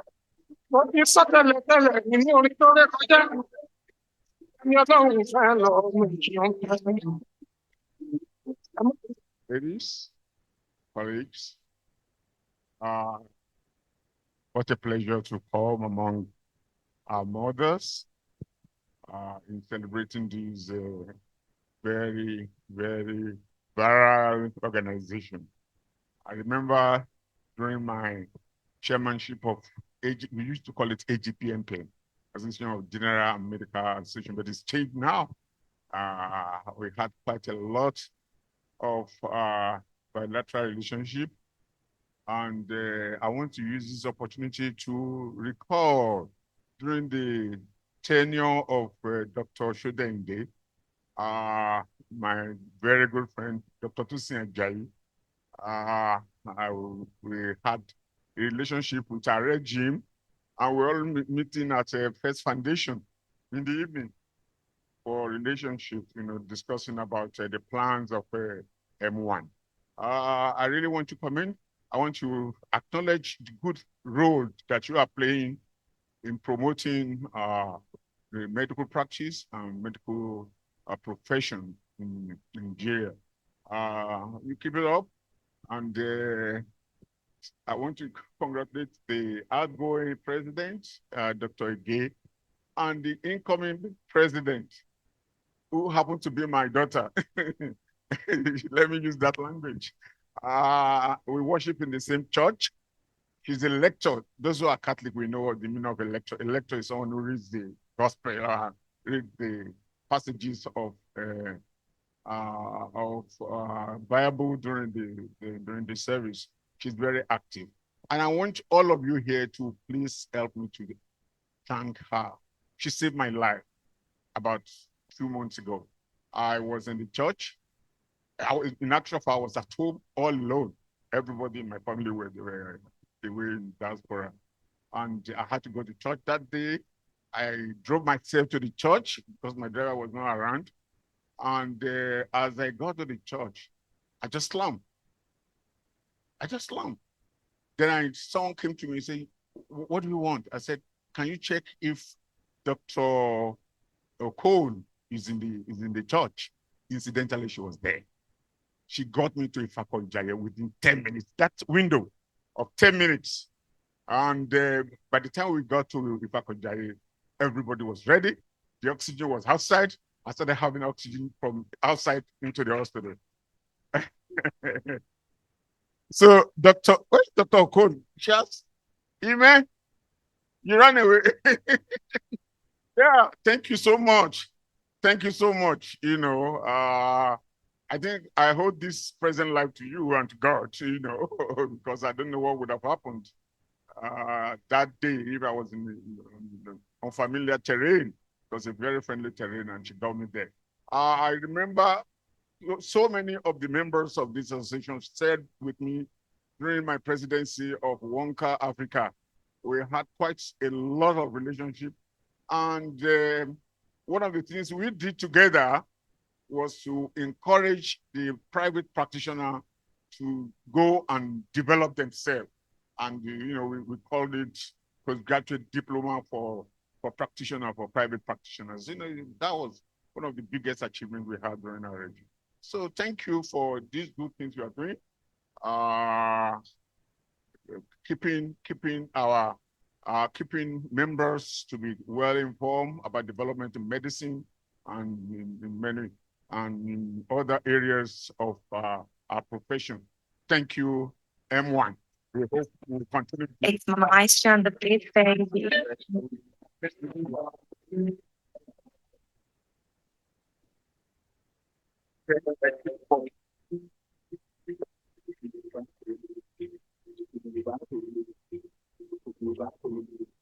Can we appreciate Baba more?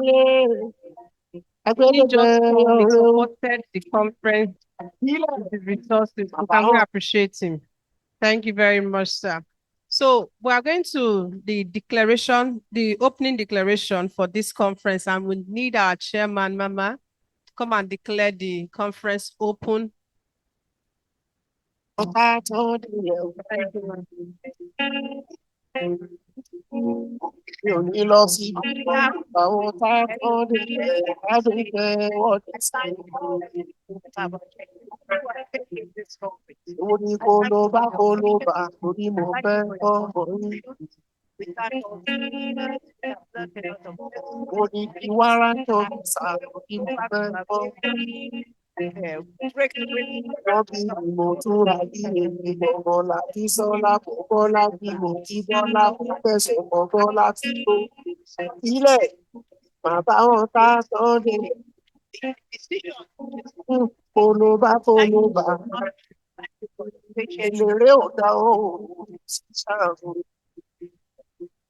I don't know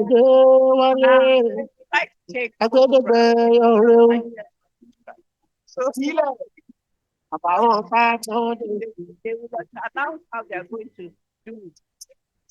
It's my turn, the big baby.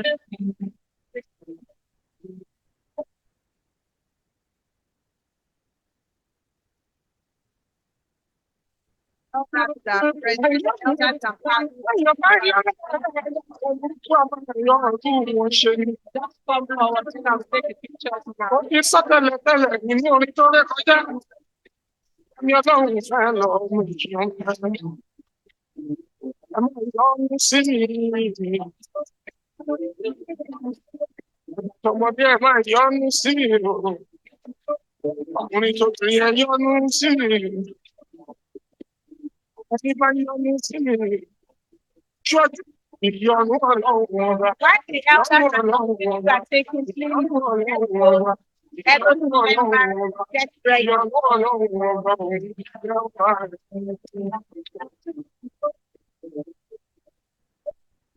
Ẹ máa yọnu sí mi. Yọnu sí mi. Yọnu sí mi. Gbogbo ẹni bá yọnu sí mi ó ṣọ́ọ̀jù ìyọnu ọlọ́run ọba. Ìyọnu ọlọ́run ọba. Ìyọnu ọlọ́run ọba. Ìyọnu ọlọ́run ọba. President. Àdúgbò orígbà àdé orílẹ̀-èdè àdúgbò orígbà àdé orílẹ̀-èdè. Èmi jáyé orí mi àdé orílẹ̀-èdè. Ìdẹ́ ṣe mímọ́ ṣe àdé orílẹ̀-èdè. Ìmọ̀dé ṣe mímọ́ ṣe àdé orílẹ̀-èdè.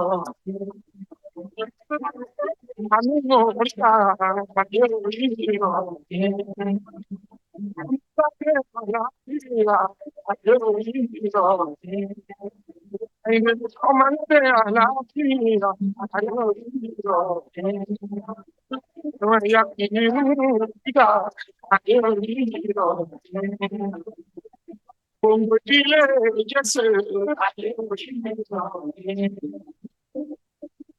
Dr. Ige, we need you here.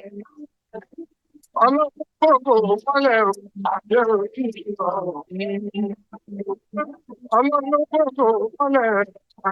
we have Dr. Ige in the hall for the picture?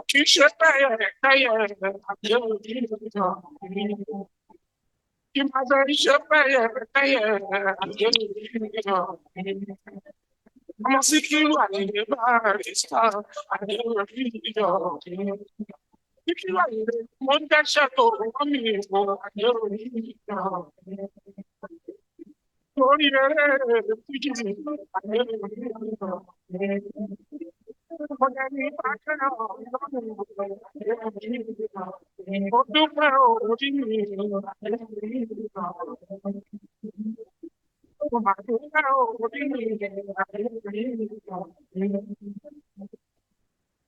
Dr. Ige, Dr. Fumi Ige, MWAN president, please can you come inside the hall for the pictures?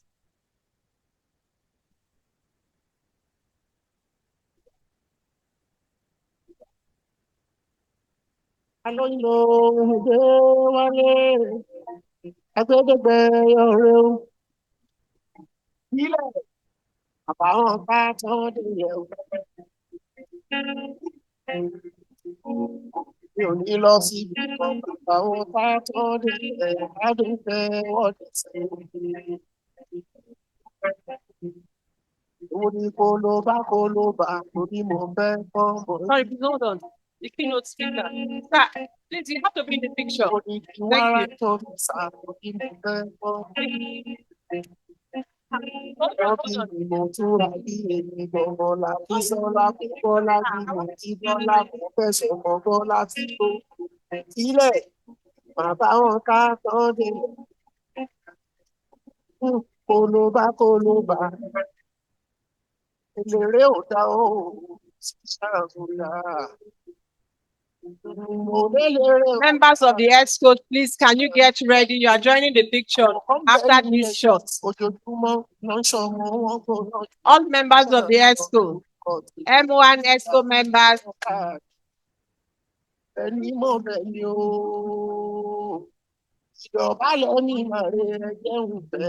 hold on, ma. Mama. Come down.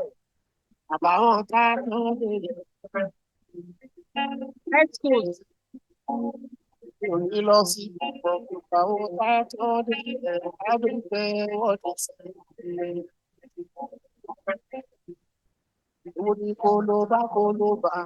Okay, let's go.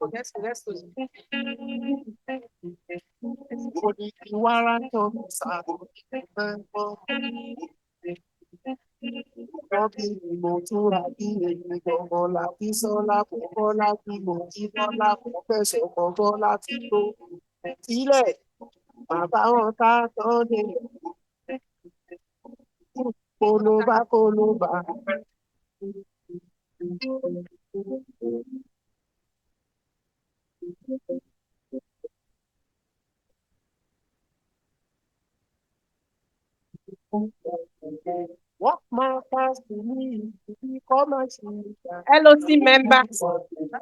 What matters to me? LOC. Can you join the picture, please? What matters to me is to love her forever. LOC members.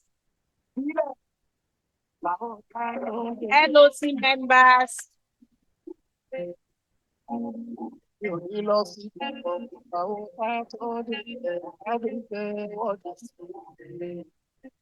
Those of you outside, LOC members.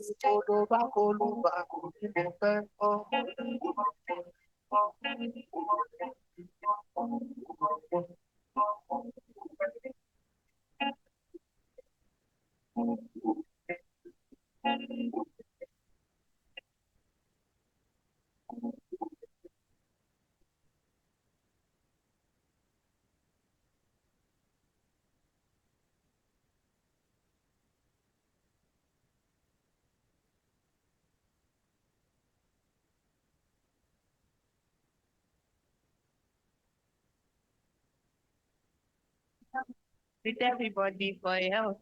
I did just take bell help. But this song tell them. Bell help. Deliver like I get bell help. Them say I take good bell help. Them say I take good bell help. I'm gonna make you so that say you get 50 power. 50 power. I'm gonna get you 50 power. 50 love hour. But them falling. You know I big girls they do.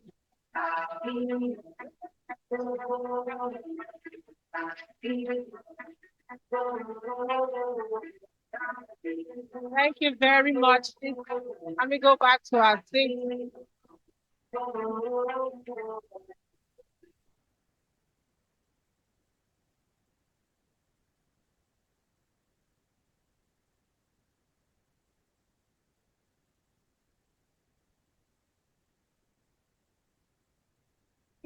Can we get seated? Let's settle down. Thank you very much for your composure so far. Let's not lose it now because we're about going to tour the exhibition stand and then we'll have our tea break. But before we leave, hello. Hello.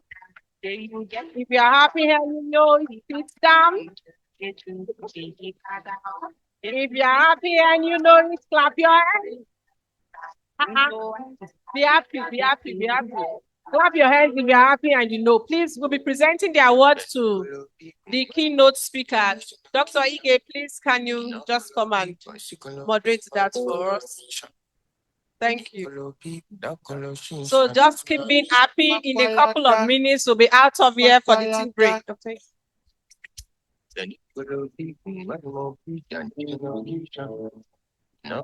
Please, let's have the awards.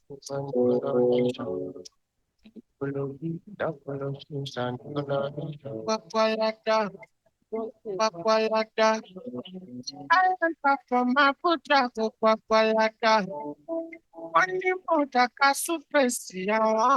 hope it was some people pass my car. Roll up a shawarma. I get caught by Palata. I stop from my foot that go by Palata. Only put that to pretty I want to. I just be fast, I don't need you pass my car. Roll up a shawarma. I get caught by Palata. All right, so please, we want to present an appreciation award to our keynote speaker, Professor Adekunle Ofabanwo, who was getting represented here today by Professor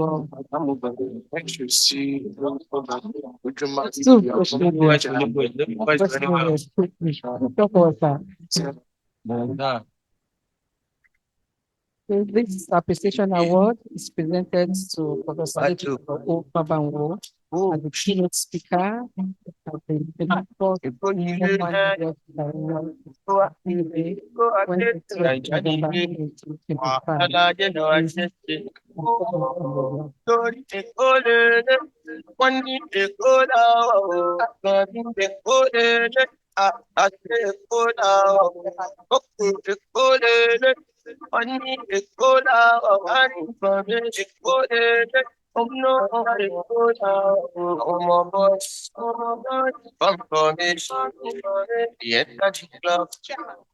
Give them about that shit. When you go, what's not in you? Show no we can do, we can do. Oh, the thing I come on. Yeah, it's all in it. One need to go down. Thank you. One more plaque to be presented. I would love to invite Dr. Shinawasa to please do this on our behalf. This is an appreciation award presented to the chairman of today's occasion, Professor Mrs. Ibirunke Akishete, as the chairman of opening ceremony of the 24th MWAN Lagos Biennial Conference. Mommy Ma, this is an award for you. Please come and help us out.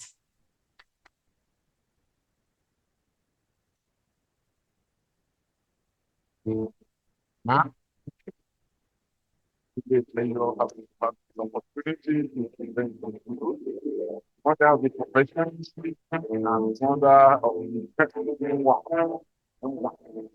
the to appreciate all the so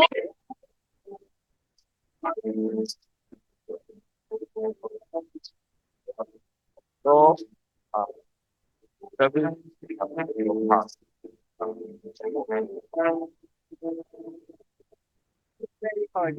Thank you very much, everyone. Forward ever, backward never. Again, forward ever, backward never. Thank you very much. It's so good.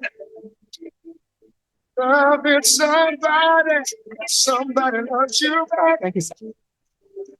To be Mama will be leading us on the exhibition tour. It's the only thing that my heart desires.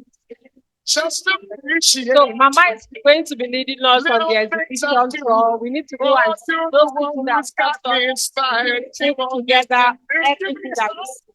Can you think that this event has been very well packaged? If you agree that this event has been very well packaged, can you please put your hands together for our sponsors? Put your hands together for them.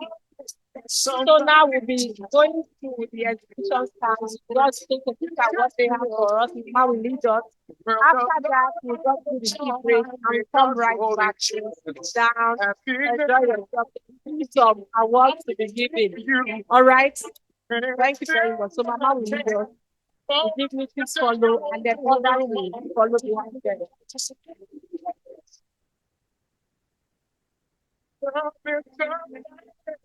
Somebody loves you back. That's a fact. It's so good.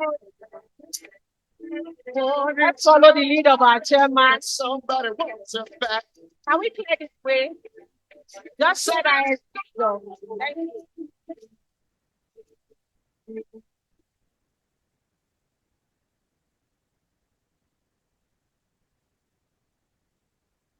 you.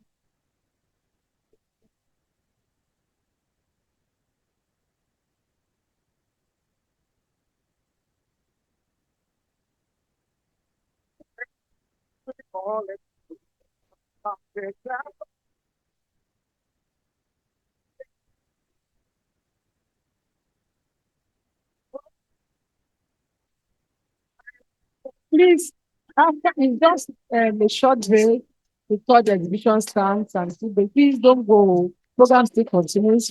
We still have another set of awards for our best graduating medical and dental students of the various institutions we have in Lagos State. So please don't go, and then we are going to have AGM proper. Please don't go yet. Just stretch your legs so the exhibition starts and come back. Thank you.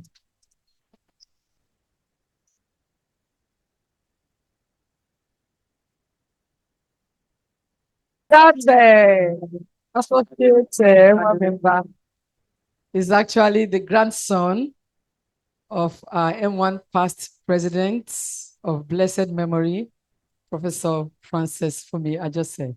Please, a round of applause for him.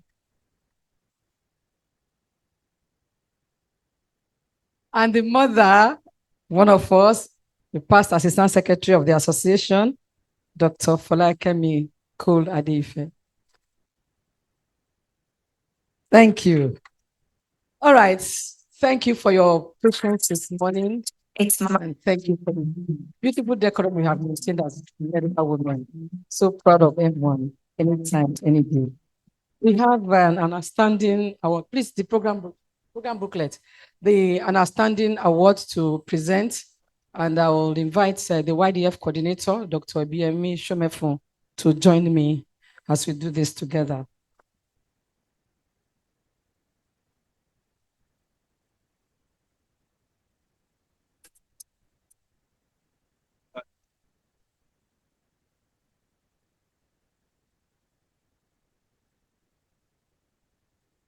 Hello, with everybody for you. I did just shake bello. What's in the moon? Bello, you live like I get bello. Them say I did go bello. Them say I did go bello. I gonna make you do that. All right. So, that biennial 2021 to 2023 biennial, M1 through the president then, Dr. Ibironke Shodende, came up with an initiative to recognize and celebrate the best graduating female medical and dental students of the two colleges of medicine that we have in Lagos State, namely the Lagos State University College of Medicine, Lasukom Ikeja, and the College of Medicine, University of Lagos. The House adopted that initiative, and to the glory of God, awards were presented to 4 medical students, 2 from College of Medicine, University of Lagos, Idiaraba, and 2 from the Lagos State University College of Medicine, Ikeja. Every good thing should be continued. I always say jokingly to people around me, if you see a good thing, you copy it. It's a laudable initiative, and I think it should come to stay in someone Lagos. So in that spirit, this biennium, 2023-2025 biennium, resolved, and it has been presented at one of our meetings, that will continue in that tradition to give awards to the best graduating medical and dental students of our medical colleges. And interestingly, this year, a 3rd medical college graduated the first set of graduates. Please applaud for that. That's Lagos Center of Excellence. We go for show, we go for action. So we now have 3 medical colleges in Lagos State, College of Medicine, University of Lagos, Idiaraba, Lagos State University College of Medicine, Ikeja, and Eko Unimed, Igondo. So we have graduating medical students, the best ones in the medicine and dentistry from these institutions. Good afternoon, everybody. I want to assume that we are all still in this conference together, but there is a separation. Those at the back, can you be part of the conference? Hello from the back. Good afternoon, ma. Please, for those of us at the back, let's participate so that we can have one house. Thank you.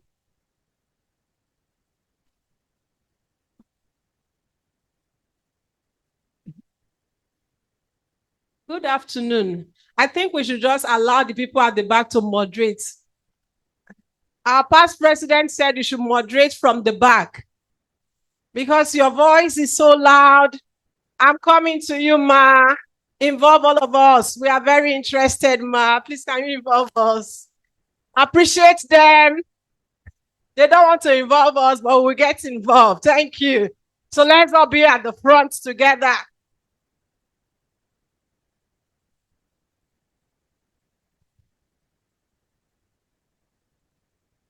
Okay, so as I was explaining, we are continuing that tradition. I'm going to be giving awards to the best graduating female students in medicine, in MBBS class and BDS class. And last year, year 2024, there were 4 of them, 2 from College of Medicine, University of Lagos, Idiaraba, and another 2 from Lasocom, Ikeja. And we gave them cash awards of 50,000 naira each, form of check. No, not cash award, check to the tune of 50,000 naira. That was what the last biennium initiated, and for now, we are maintaining that 50. We look forward to a time we'll be able to increase that sum, make it more handsome or more beautiful. Why did they always say handsome check, Seth? Why is the check handsome? Can it not be beautiful? So we look forward to making the checks more beautiful. So we presented to the following doctors the sum of 50,000 naira last year at the last AGM held at the Lagos State Chamber of Commerce and Industry, Alausa Ikeja. But we did not get to give them certificates because there was a little hitch.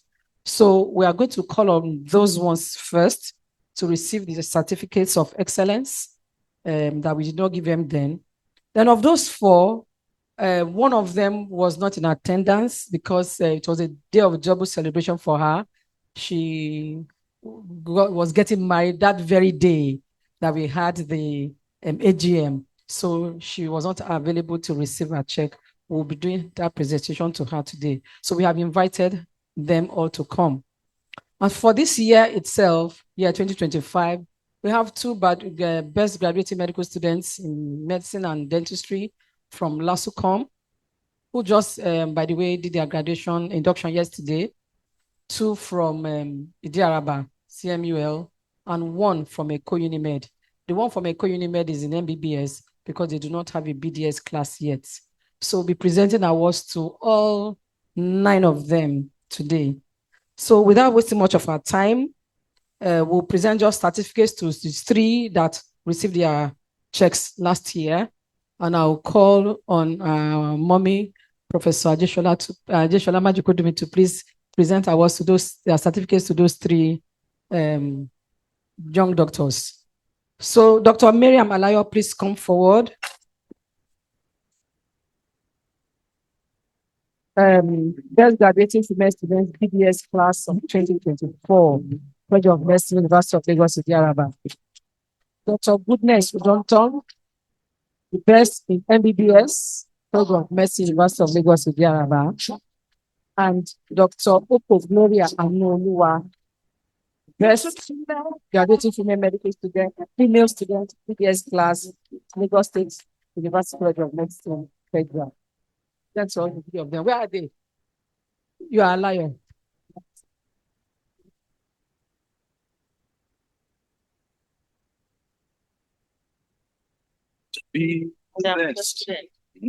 Thank you for inviting me to do this presentation.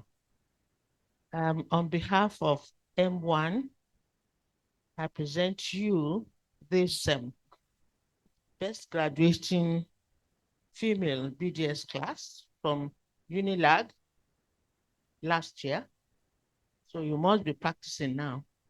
your certificate, which you can fix in your office.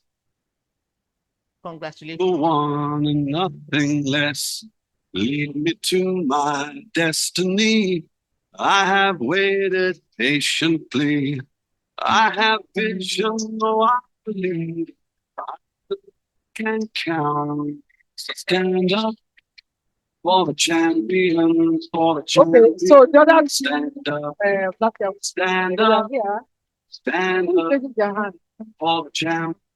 Okay, so this is the lady that got married last year that could not receive her check. So she's here today. We're going to present her check to her. Dr. Kenwa Chisom Rejoice. Champions, for the champions, stand up for the champions, for the champions. Celebrate her. Let me small thing. For the champions, for the champions.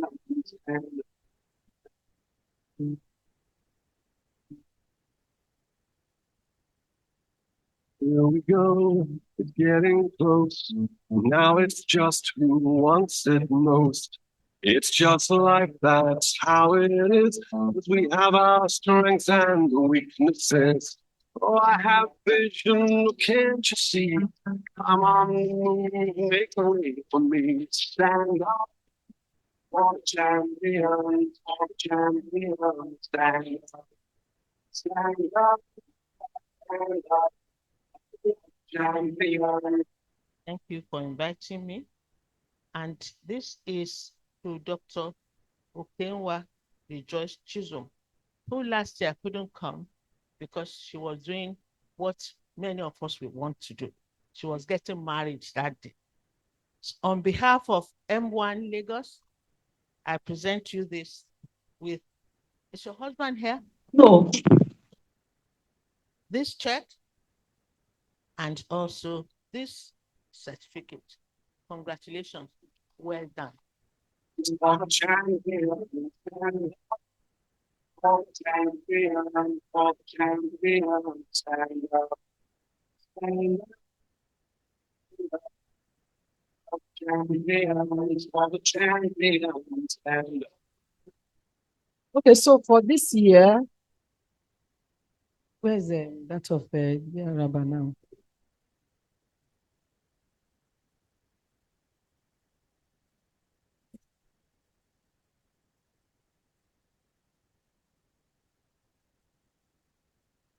For this year, we'll be calling on Dr. Oguji Mizena Baramide to receive her award, the Certificate of Excellence, presented to Dr. Oguji Mizena Baramide for her brilliant academic performance as the best graduating female student in MBBS class, College of Medicine, University of Lagos, Nigeria, by Medical Women's Institute of Nigeria, Lagos State Bank, today,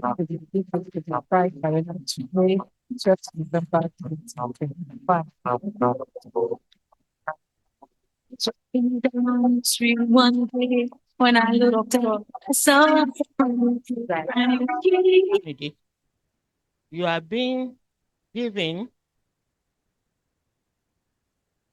best graduating female students in MBBS class of 2025 for your brilliant academic performance. You are also lucky that this presentation when I fall down, the first female to medical graduates from University of Lagos.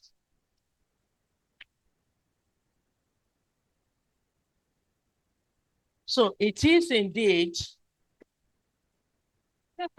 1967.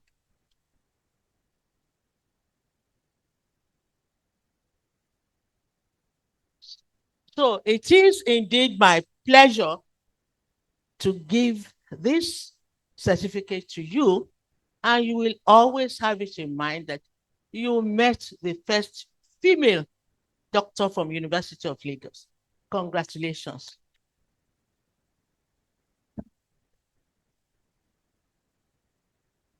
And when I fall down, thank you, man. Professor Omesima, please, you have come. Just stay there, Jeje. The next award goes to the best graduating female student in the year's class. For this year, College of Medicine, University of Lagos, Idiaraba, and it's being presented by us. And Professor Messi here is a consultant restorative dentist, also of College of Medicine, University of Lagos, Idiaraba. So it's just as well. Please, I'll call on Dr. Shaba Stephanie or Nurse Kogan. Did I get it? I don't get that. Oh. And then I blushed, 'cause I remembered I loved you so much way back when we were friends, going together, but then you left me. Thank you very much. This to one of my mentees,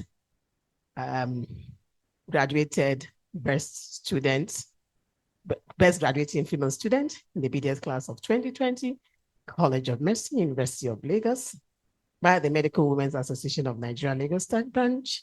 We are very pleased to present this to you as the best graduating female. To pick myself back up when I fall down. To pick myself up. Stand up for the champions, for the champions. Stand up for the champions, for the champions. Stand up, stand up, stand up. For the champions, stand up, stand up. For the champions, stand up. What do you think about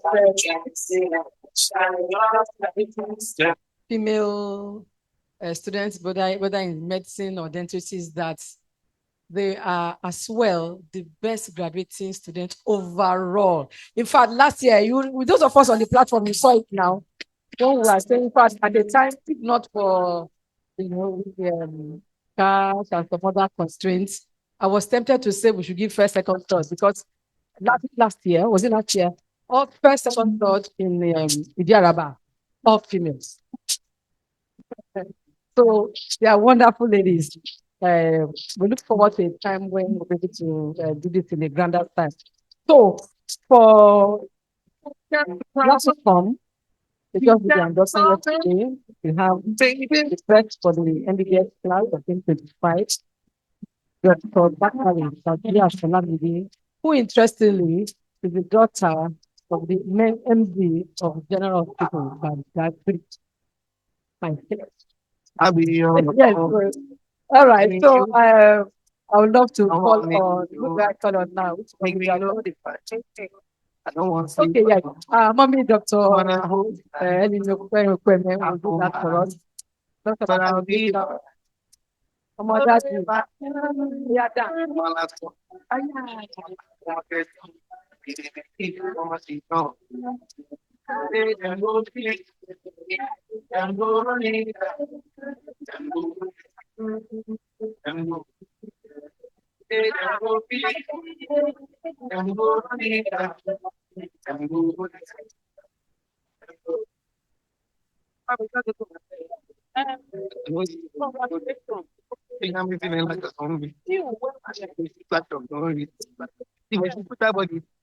He did better than the boy. In my graduating year, 1973, at the College of Medicine, University of Lagos, I got my degree. Actually, those days we used to have honors. I was the only honors, MBBS honors, and I wear it proudly after my name, University of Lagos. And I was the best graduating student, 1973. So this thing has been happening all the time. When the girls go to medical school and decide to study medicine, they are very serious. The boys will just be running around, see which girls they can get. But the girls, and running around the nurses. The champion, the lion is here. This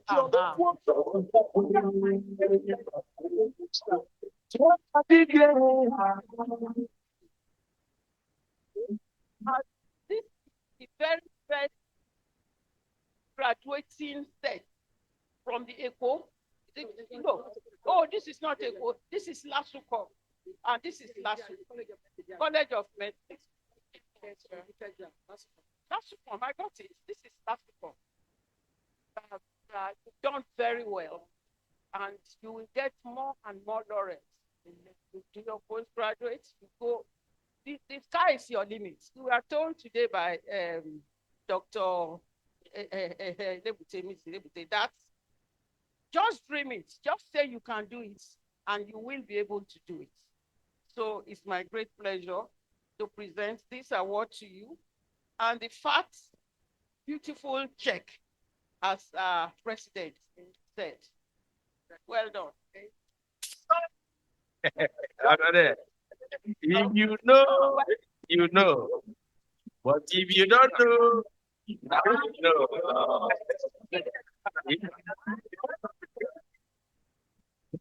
The next one from LASUCOM in the best graduating female students in dentistry.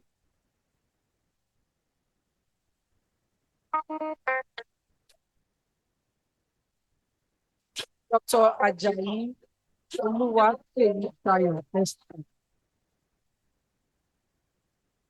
Is she here?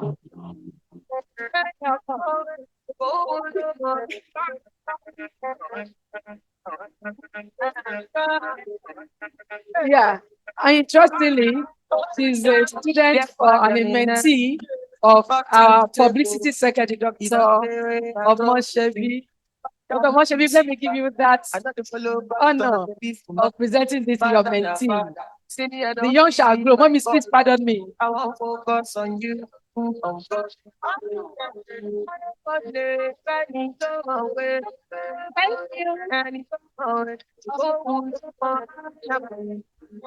Clinic. I looked at her. I told her that you're going to be the best student. I could see it in her. Very hardworking. The way she controlled, because she was even their class rep. The way she used to control all the guys, she was on point. All the consultant professors were so happy with her. And the thing is that she had distinction all through. Distinction. The time that they were doing, we invited the Professor Akeredo. She was the one that invited her in LASUCOM. When she was asking her question, when she left, she said, who's that girl? The way she was answering the question, my head was just, and another personal thing is that she looks like my daughter. I just showed somebody a picture and they said that, were you related? Was it a picture when you were much younger? I said that I just love her. So congratulations. I'm so proud. So on behalf of medical women, we present the certificate of excellence. Product presented to Dr. Ajayi Oluwaseyisayo Esther for a brilliant academic performance as the best graduate student in the class of 2024, Lagos State University College of Medicine, Ikeja. Appreciate you. What do I say?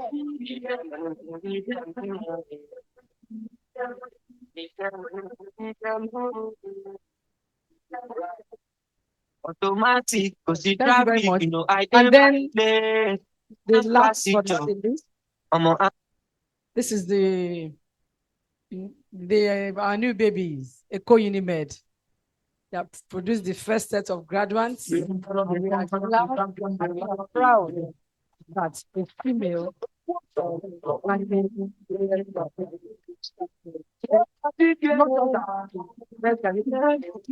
overall Dr. Adenuga. She looks like me.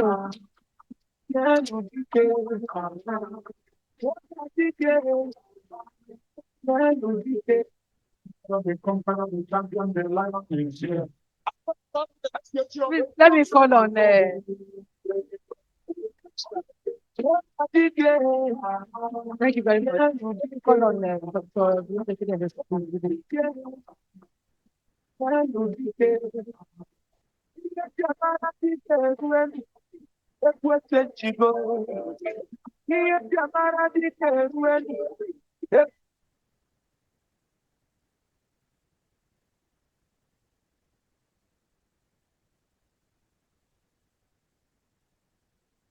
On behalf of MWAN Lagos State Branch, we proudly present this award of recognition, acknowledgement for their brilliance to Dr. Adenuga Adejumoke Eunice for a brilliant academic performance as the best graduating female student in yes class 2025 Unimed Lagos. Congratulations.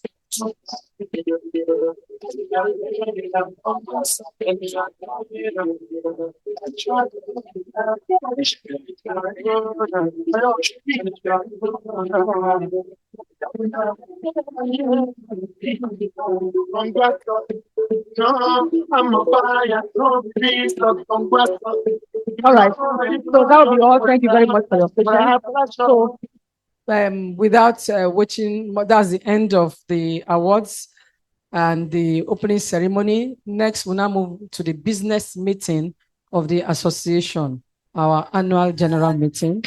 I will tell us to please get behind and do not take long. This is a business meeting. We are going to be very, very business-like. Thank you very much. Just give us 2 minutes to rearrange the tables. We'll need help, please. Mr. Sabon and who else is there? We'll need help to the table.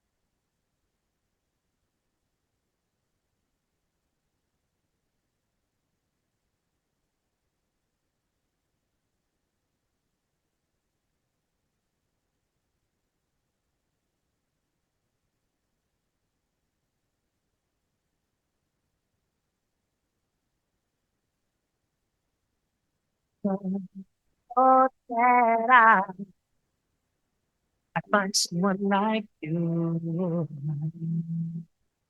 I feel hypnotized with the things you do. I'll never let you go. No, it's all right for me. I have to let you know. Forever you and me, only you can make me happy.